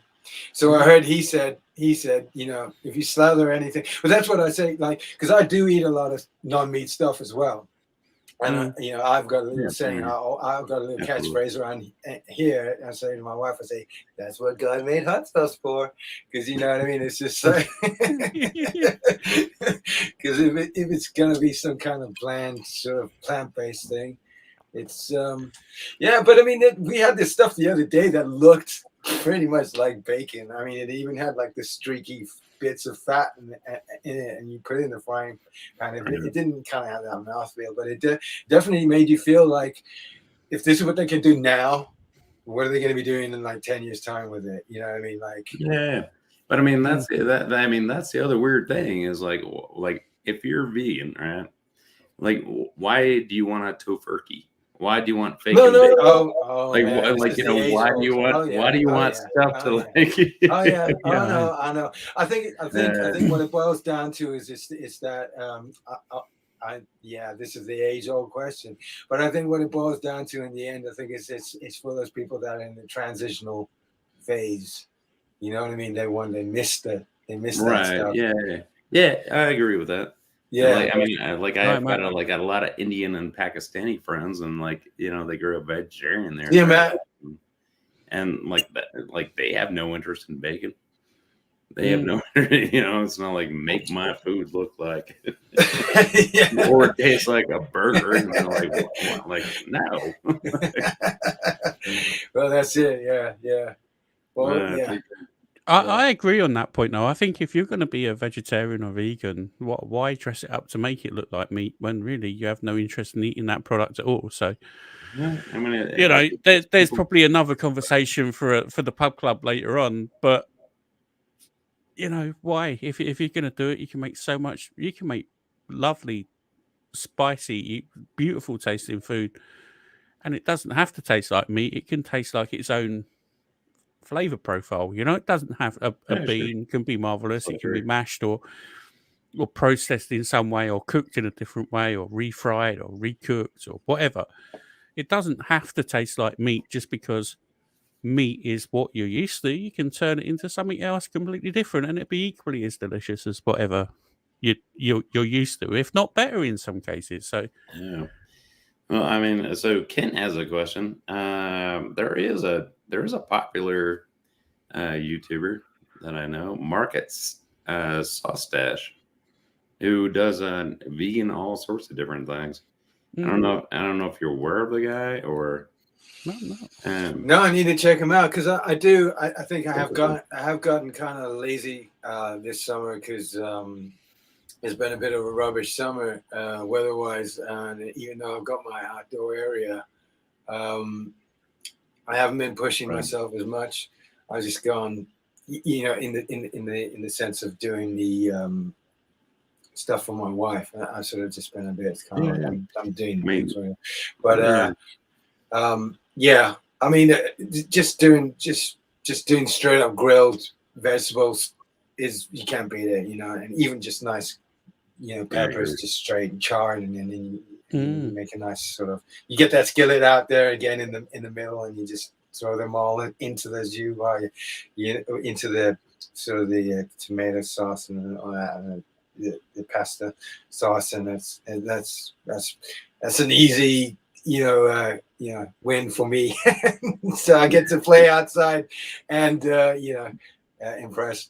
Because the last time I actually did, I did the tofu stuff. Like you got to really, like you said, pickles. You got to really kind of. It is like a sponge, and you gotta marinate it for at least more than a couple hours. And I didn't that time, and I dropped the ball, and so I had this real nice big fat rump steak, and I sat and I cooked that to perfection, and I was really enjoying it. I made a nice chimichurri to go with it, and then next thing on the plate next to me, my wife was like. I was like, are you enjoying your yourself with that, darling? And she was like, yeah, I'm enjoying your steak, you asshole. So, yeah, it's all right. yeah. So, I need to get that right. Definitely. Wow, that's brilliant. Lord Brewing Company, how you doing? Thanks for dropping by. Yeah, so I think yeah, so I don't know. Don't know what happened back there a minute ago. I don't know who that was. I didn't recognize the voice or anything like that, but they seem to have gone. But I don't know where is the time, because I'd love to get my guitar out, but I don't.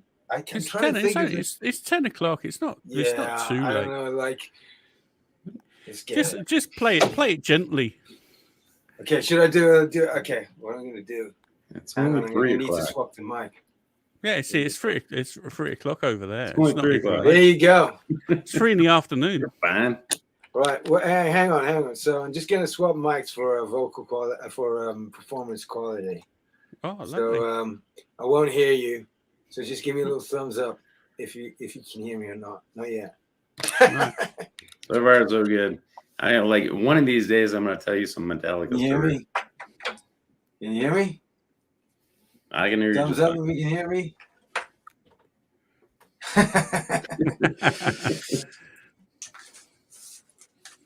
Okay, so what I'm kind of known for is this song, so I'm going to do like a little kind of stripped back, quieter version of it. It's called 6 Feet Under. Okay. Guess I missed the party. Hang on 1 second.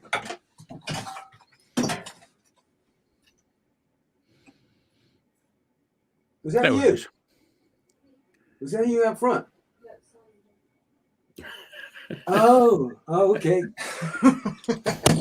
Did you hear that? There's a flower delivery. Oh, nice. Yeah. Yeah. Yeah. All right. Guess I must have partied a bit too hard. Guess I must have pushed things a bit too far. Now I sing my song from beyond grave. Last thing I remember before I croak, something about a promise, something under oath. But that don't matter much to me because I'm dead and gone.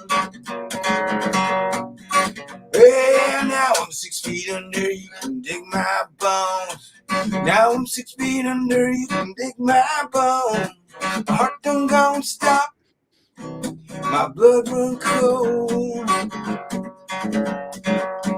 Well, I'm sorry about the man I was when I was alive. They say you wait so no man, guess I never took the time. And regret is just a word, and you ain't feeling nothing when you're down. Well, they say that dead men tell no tales, and half of this is true. But I'm just stuck here in this purgatory, nothing left to do. All I got's a song that I sing from beyond the grave. Hey, hey, hey, now I'm 6 feet under, you can dig my bone. Now I'm 6 feet under, you can dig my bones. My heart don't stop, my blood run cold. Well, I hope you took the time to pay your last respect, standing at my graveside, bowing down your head.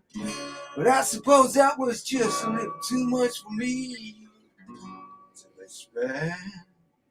Oh, now I'm 6 feet under, you can dig my bone. Now I'm 6 feet under, you can dig my bones. My heart done gone stop, my blood run cold. Now I'm 6 feet under, you can dig my bones. Now I'm 6 feet under, you can dig my bones. My heart done gone stop, my blood run cold. Yeah, now I'm 6 feet under, you can dig my bones. Now I'm 6 feet under, you can dig my bones. My heart done gone stop, my blood run cold. There you go. Oh, yeah. Well, thank you very much. That was wicked, man. Yeah. Very, very cool. Super cool. There you go. Well, thank you very much. I hope that was a Barbecue Talks podcast first there for you. 100% exclusive live music from Yeah, well, thank you very much. I do appreciate, like I said, having you on your show. And you know what? I think, I think the most important thing about barbecue is, it's not even what you. I know this sounds ridiculous coming onto a barbecue podcast and saying this, but I think sometimes it's not even about what you're grilling. It's about that anticipation of what's going to happen. Like the barbecue, who's coming over. It's that smell, the anticipation. It's the cadence on the stereo. Are we gonna eat something good? Of course we're gonna eat something good. Is it gonna taste good? Of course it's gonna taste good. Are we gonna have a good time? Most likely gonna have a good time. We're gonna get drunk. Yeah. And it's all that, Mm-hmm. Yeah, 100% true. Like, I think like barbecue to some degree and cooking in general is a stage. Yeah. Like, yeah. You're doing your thing and you're making the smells and getting people excited. It's incredible. Yeah, I couldn't agree more. Yeah. Yeah, it was so good. It's like you look at the etymology of the word barbecue. It's like the Latin for barbecue. It's like barber, to bring, and cue together. Bring together. Don't quote me on that. No. That is bullshit. But well, I can tell you where it originally comes from, but but I like that better. Sounds good to me.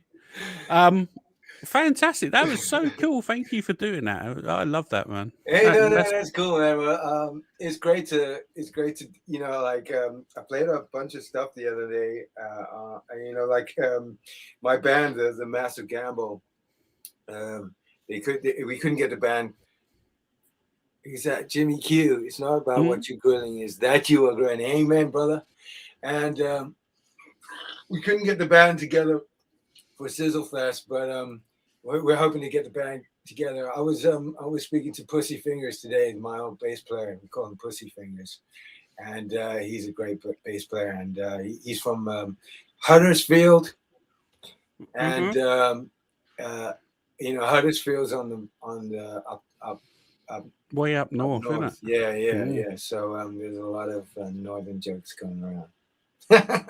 When we used to play together, we used to have this Italian drummer as well called Gianni, and Gianni, was that short for Gianluca? I suppose it's short for Giovanni. Ah, Giv. Okay. But we used to call him Gianni Be Good. Gianni Be Good. But unfortunately, I don't think Gianni would be joining us. But we got the Massive Gamble. The people that I played with over the years, but we definitely got. I think we've got. Why does it make sense that a bass player has that name? I like this Jimmy Q guy. We're not. Cool, yeah, we need get in touch. We need to find you. If you're on the Instagram, let's hook up. I tell you, heterosexual way. What I'm going to do is probably run through a couple of questions quick, open up the hot club, and then we can all have a quick conversation. more of a drink and a bit more of a good time, and then open it up a little bit more. The size of my bladder is about that big. Yeah, I hate to break it to you. I may have to break the seal myself, but I'm okay. Right. So, what I'm going to do then? We're going to whiz through the next couple of questions. So don't say whiz, man. Yeah, I was gonna say the same. What are you gonna like drop a waterfall? During the questions, we're gonna drop a waterfall and some water sound. I'm gonna ask these questions to the sound of rain. Good luck holding it in. Okay, so you shoot, Ryan G. Let's shoot these last couple of questions off, and then we'll be hitting the hot fire cues round. So, the most exotic meat or food you ever eaten, what would that be? Exotic. Exotic. Well, about 20 years ago, I was doing a lot of sort of carpentry / building work, and we did this restaurant in the middle of it's kind of on the end of the East End, and it specialized in that kind of stuff. So we were like building this stuff, and it was this guy. He was like, "Yeah, we're gonna, have like, toasted scorpions and rattlesnake pine mash and."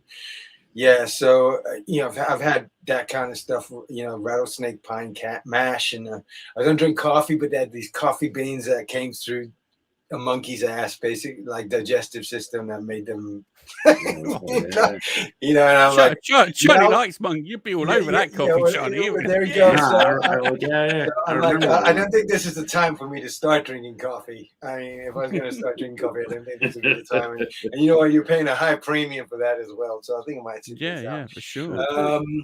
Like Alec,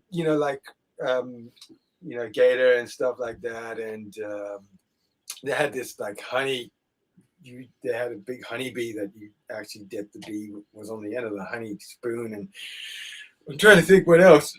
Yeah, it was like that. Yeah, nothing too exotic. I mean, it's not that. The honeybee sounds quite interesting. I don't know what happened to it, because I actually managed to got one. We got a lot of stuff to send home. We had had this vodka that had a twist. I can't remember what the vodka was in.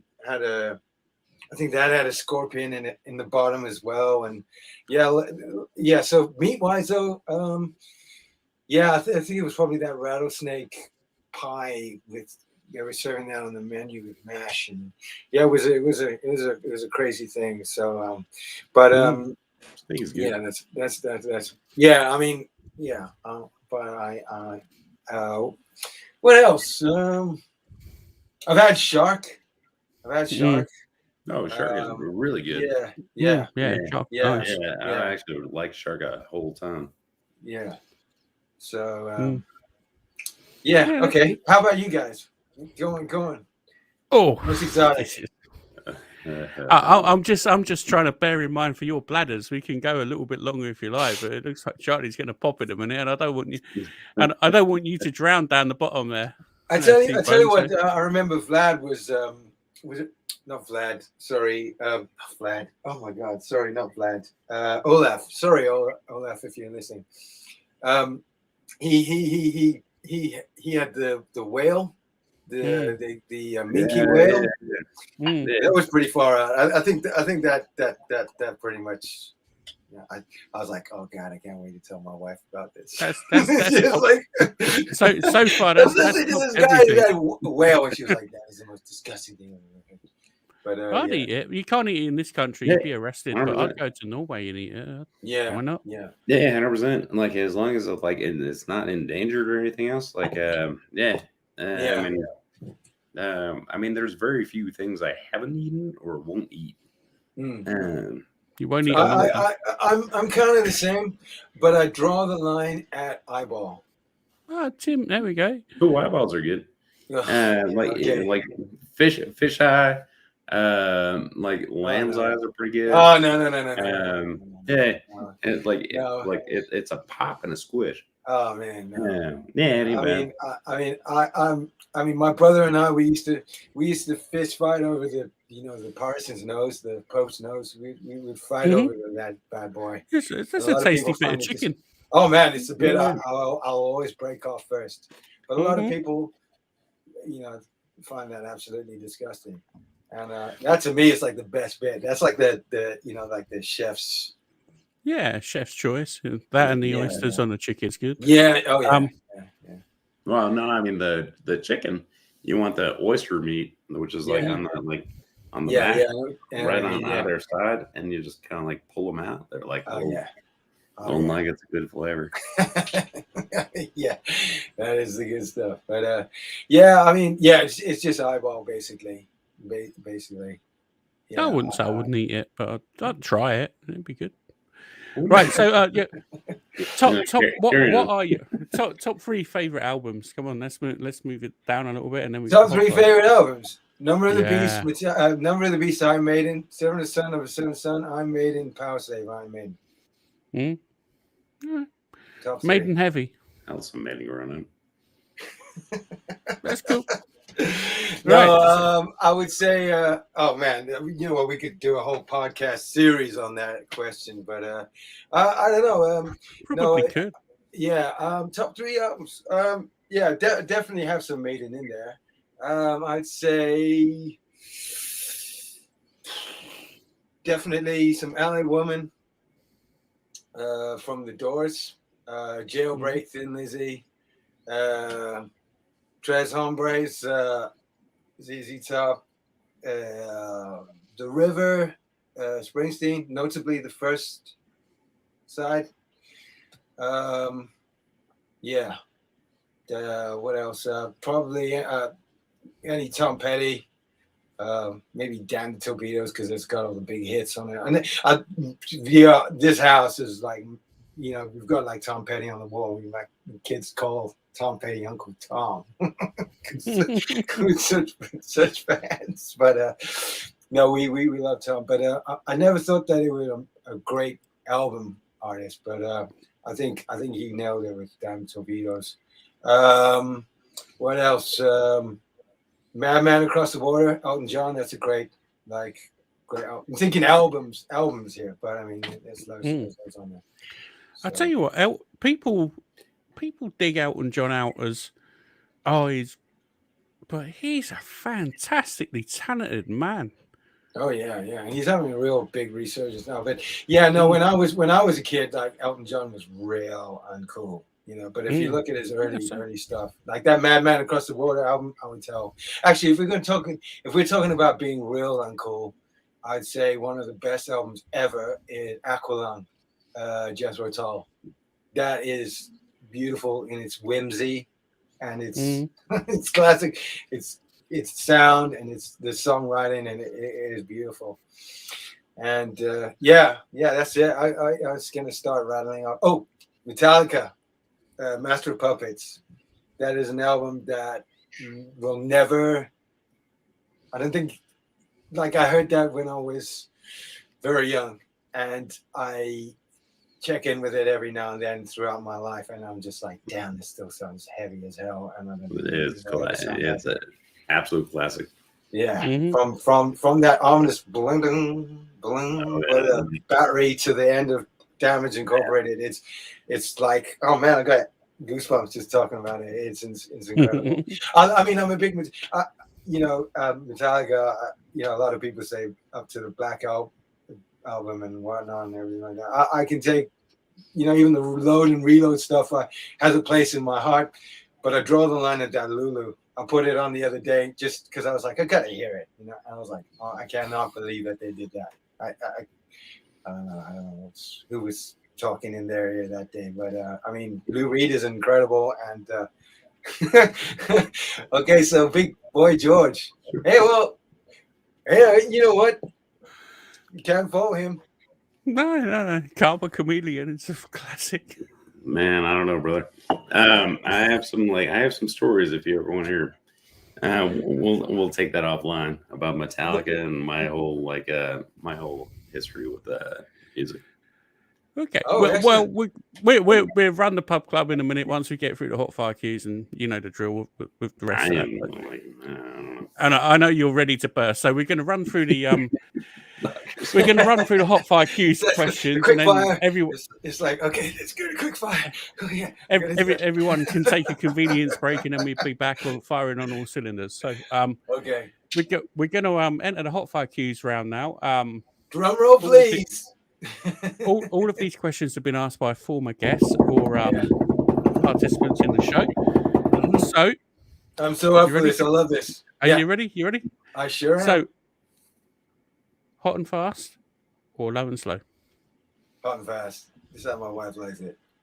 Oof, day or night? Day. Beer or spirits? Yeah. Lump or briquette? It depends on availability. I'd say lump, preferably. Pork or beef? Also availability. I'd say it's 50-50, but I have to swing to beef. Ribs, wet or dry?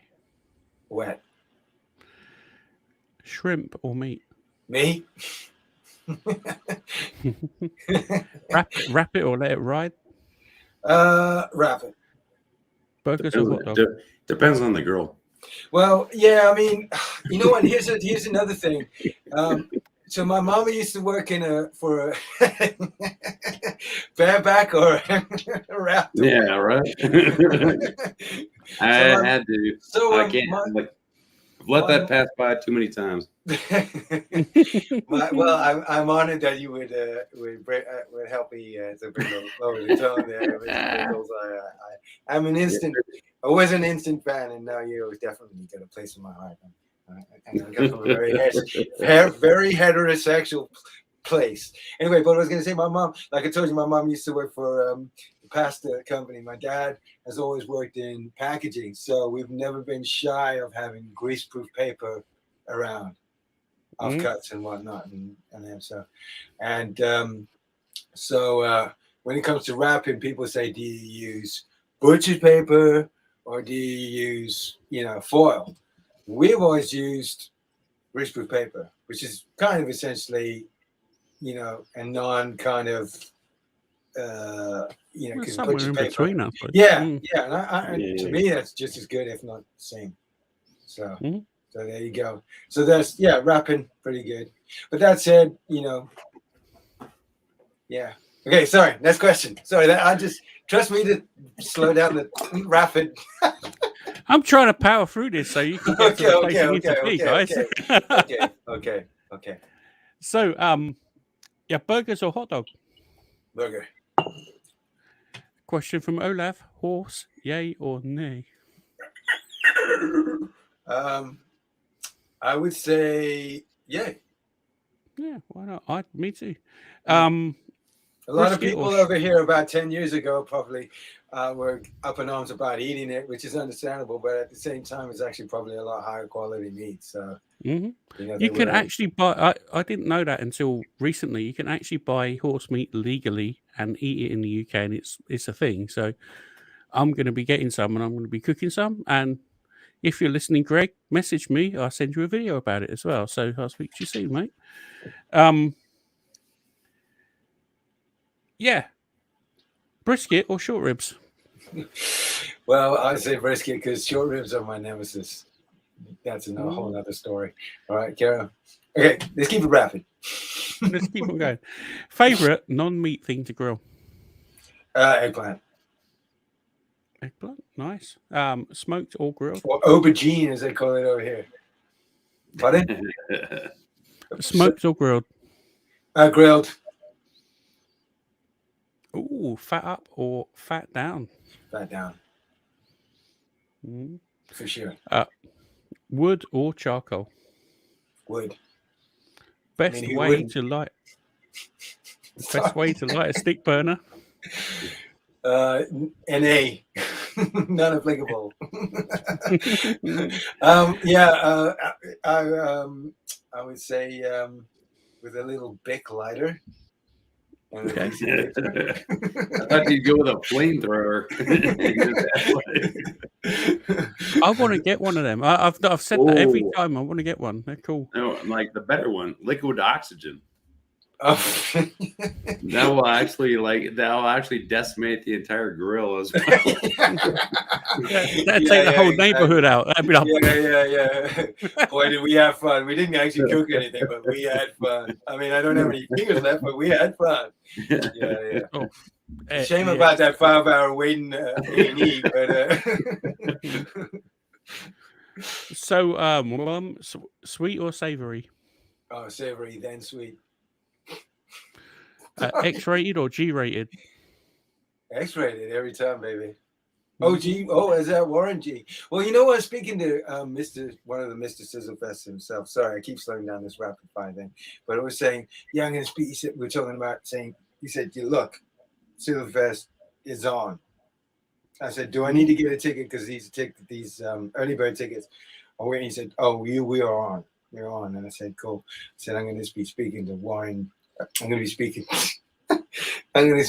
to Ryan G later on his podcast. So can I give the big up? And he gave me his blessing. And I said, Ryan G, I do wonder if Ryan G is related to Kenny. Baby. And I said that. Breaking out that saxophone, son. Do it some justice and do a Jewish Christmas album. Yeah. Which is what he did. So favorite holiday? Favorite holiday? Yeah.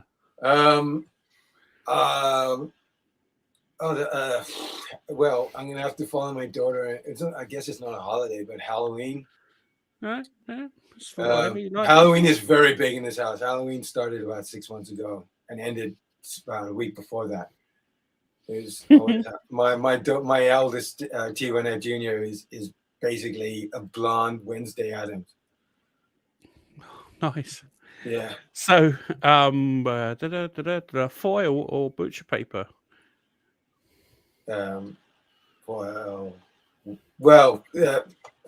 Like I said, it's greaseproof paper. So I'd say butcher paper, but you pay a lot more, a higher premium for it. But foil's good as well. So I'd say, you know what? I'm gonna represent the underdog, and I'm gonna say foil for sure. Really?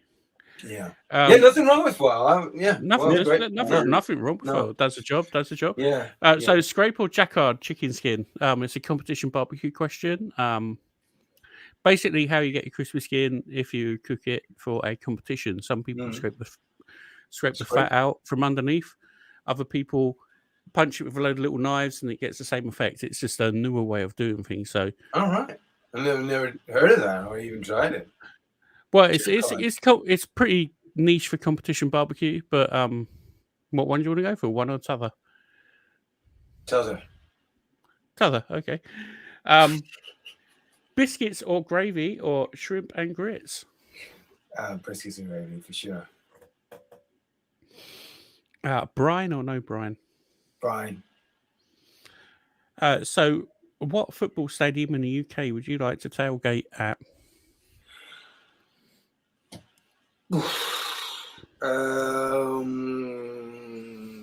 Or maybe just Alton's car park at his barbecue world. Yeah. I did listen to it. I did actually got a funny little. Let's keep it rapid, but I got a funny little story to tell you guys about the whole tailgating thing. But I would say, I've been to Wembley. Being in London, I've been to Wembley. I've been to Tottenham one.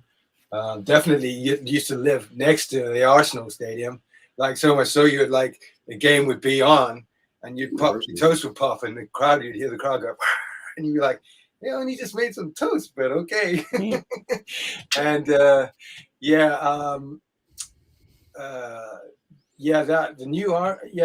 we lived next to the new Arsenal stadium when it opened up, and we went to see, I never saw a football game there, but I did see a couple of shows there, notably the Muse, who were a great band I've been following since I came to the UK. So they're great. I like the Muse for sure. Yeah.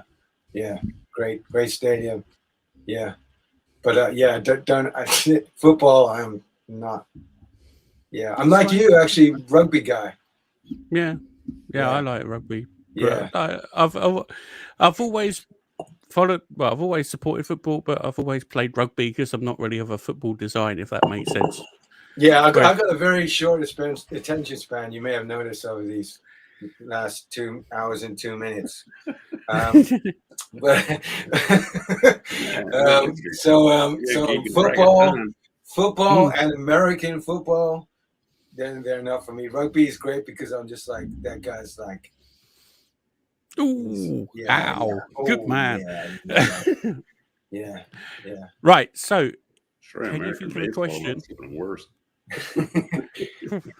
Can you think of a question for our next person on? Yeah, sure. I'm sure you wouldn't be surprised when I say barbecue sauce or hot sauce. Okay, that's good. And I'll put that in for the next person. That's a good one. What do you reckon? So that'd be a really interesting answer, actually. So that concludes the hot fire cues round. Sorry, I slowed that right the hell down. Well, I was trying to push it along because Charlie said he's ready to go. Yeah, no, it's so it's all right. It don't matter. We're going to have a little break in a minute. Yeah. So what I'd like you to do is tell us all about your social media, where they can find you, and all of the platforms that you're on. And I'll put all the links in the show notes so people can find you when they're listening back on the podcast. Okay, well, you can find me, just search Cookin with the Duke or T-Bone Marmaduke. Just Google that and you'll be able to find me on whatever platform no, not really, but just the Instagram, the TikTok, and the YouTube. I mean, like you, anyway, sorry, I'm off on a tangent again. But basically, Dad, what I say is I'm dad, dude, beer, food. I'm not even a barbecue dude. I'm just a dude that barbecues. I don't take myself too seriously, and I dig it, and come dig it with me, So yeah, come find me, T-Bone Marmaduke. There it is, and I got an album out at the minute. It's Shazamthology. You can find that across all platforms. You can download it for free and for nothing. That is actually that is cool because music, barbecue, food, everything. It's like music. It's like arts. It's like subjective. You like brisket. Well, everybody likes brisket. What am I saying? You like barbecue. Everybody likes barbecue. Okay, I'm using really bad examples here, but okay, you like reggae and you like heavy metal. You know what I mean? And that transfers into food. Some people don't. Some people like hot and spicy, and some, you know what I mean. And that's the thing. It's down to taste. Music is the same as food, and all of that. And I in a weird way, in a real silly way, I kind of tie that all together just to amuse myself. And basically, I just put it out there for everybody to sort of come along. And if you enjoy it, then you do, and if you don't, then you don't. I'll be 100%. That's it. That's it. I don't take myself too seriously. I just like to have some fun and get engaged with like-minded people, and I've met a lot of like-minded people and counting, and it's cool, and I dig it. And then here we are tonight, hanging with you two gents, and it's cool. And I really need a wee. Yeah. Well, you're the one who's talking. We're both waiting. I'm about six Moretti lagers, Italian Moretti lagers in, and I'm about to go in. That's what I tell everybody. I say I've got the bladder of a child, and it's probably it's a bladder of a child, but it's the bladder of about 120-year-old man, actually. So yeah. I got the same thing going on. One more question. Who would you like to see on the show? Somebody you know. Okay. That's a real good question. I would say two guys that I follow a lot. Mr. Russell Davies. He's an absolute brilliant. He's up in Bedford, Paul,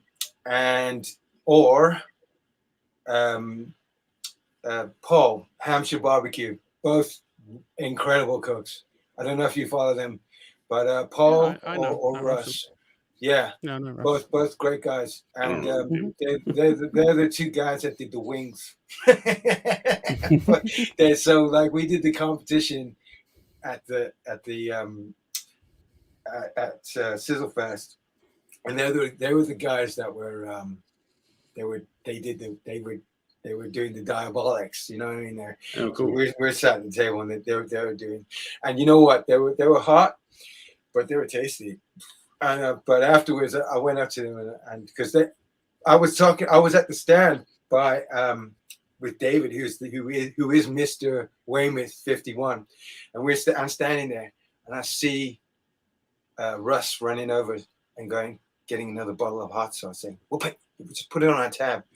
And then Paul runs over and grabs another bottle because he's selling these bottles, and I'm like, "That's like 4 bottles. What are you guys doing over there?" It's like, because they're running back to their little barbecue station and then I'm going over and I'm like, "What's going on with these waves, man?" And they're like, you can't see.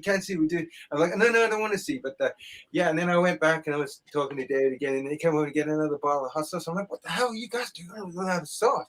So anyway, so we did the competition, and afterwards I went up to them and I said, "You assholes! I thought we were buddies." But no, they were great. So they were the two guys that would definitely spring to mind. They would be great. They are most definitely worthy of being on your podcast for sure. They're out there. Everything you see them cook is definitely a cut above the rest for sure. Oh, and also while we're on the subject, I've been taking sound clips from guests. So if I could hit you up for a sound clip for, I don't know, something about the barbecue talk show, etc. If you want to do it a little bit musical and send us a message, I can use that for advertising in the future. That would be really cool. So if you could do that, that'd be great. You put me on the spot now. Well, you don't have to do it now. Just message it because I know I can All see right. Charlie. I can see there's like Yeah, water Charlie. level in Okay. Charlie's eyes. Your eyeballs are floating there, bud. I can see he's sitting there. He's pretty much going to put a snorkel on in a minute because he's going to drown in his own.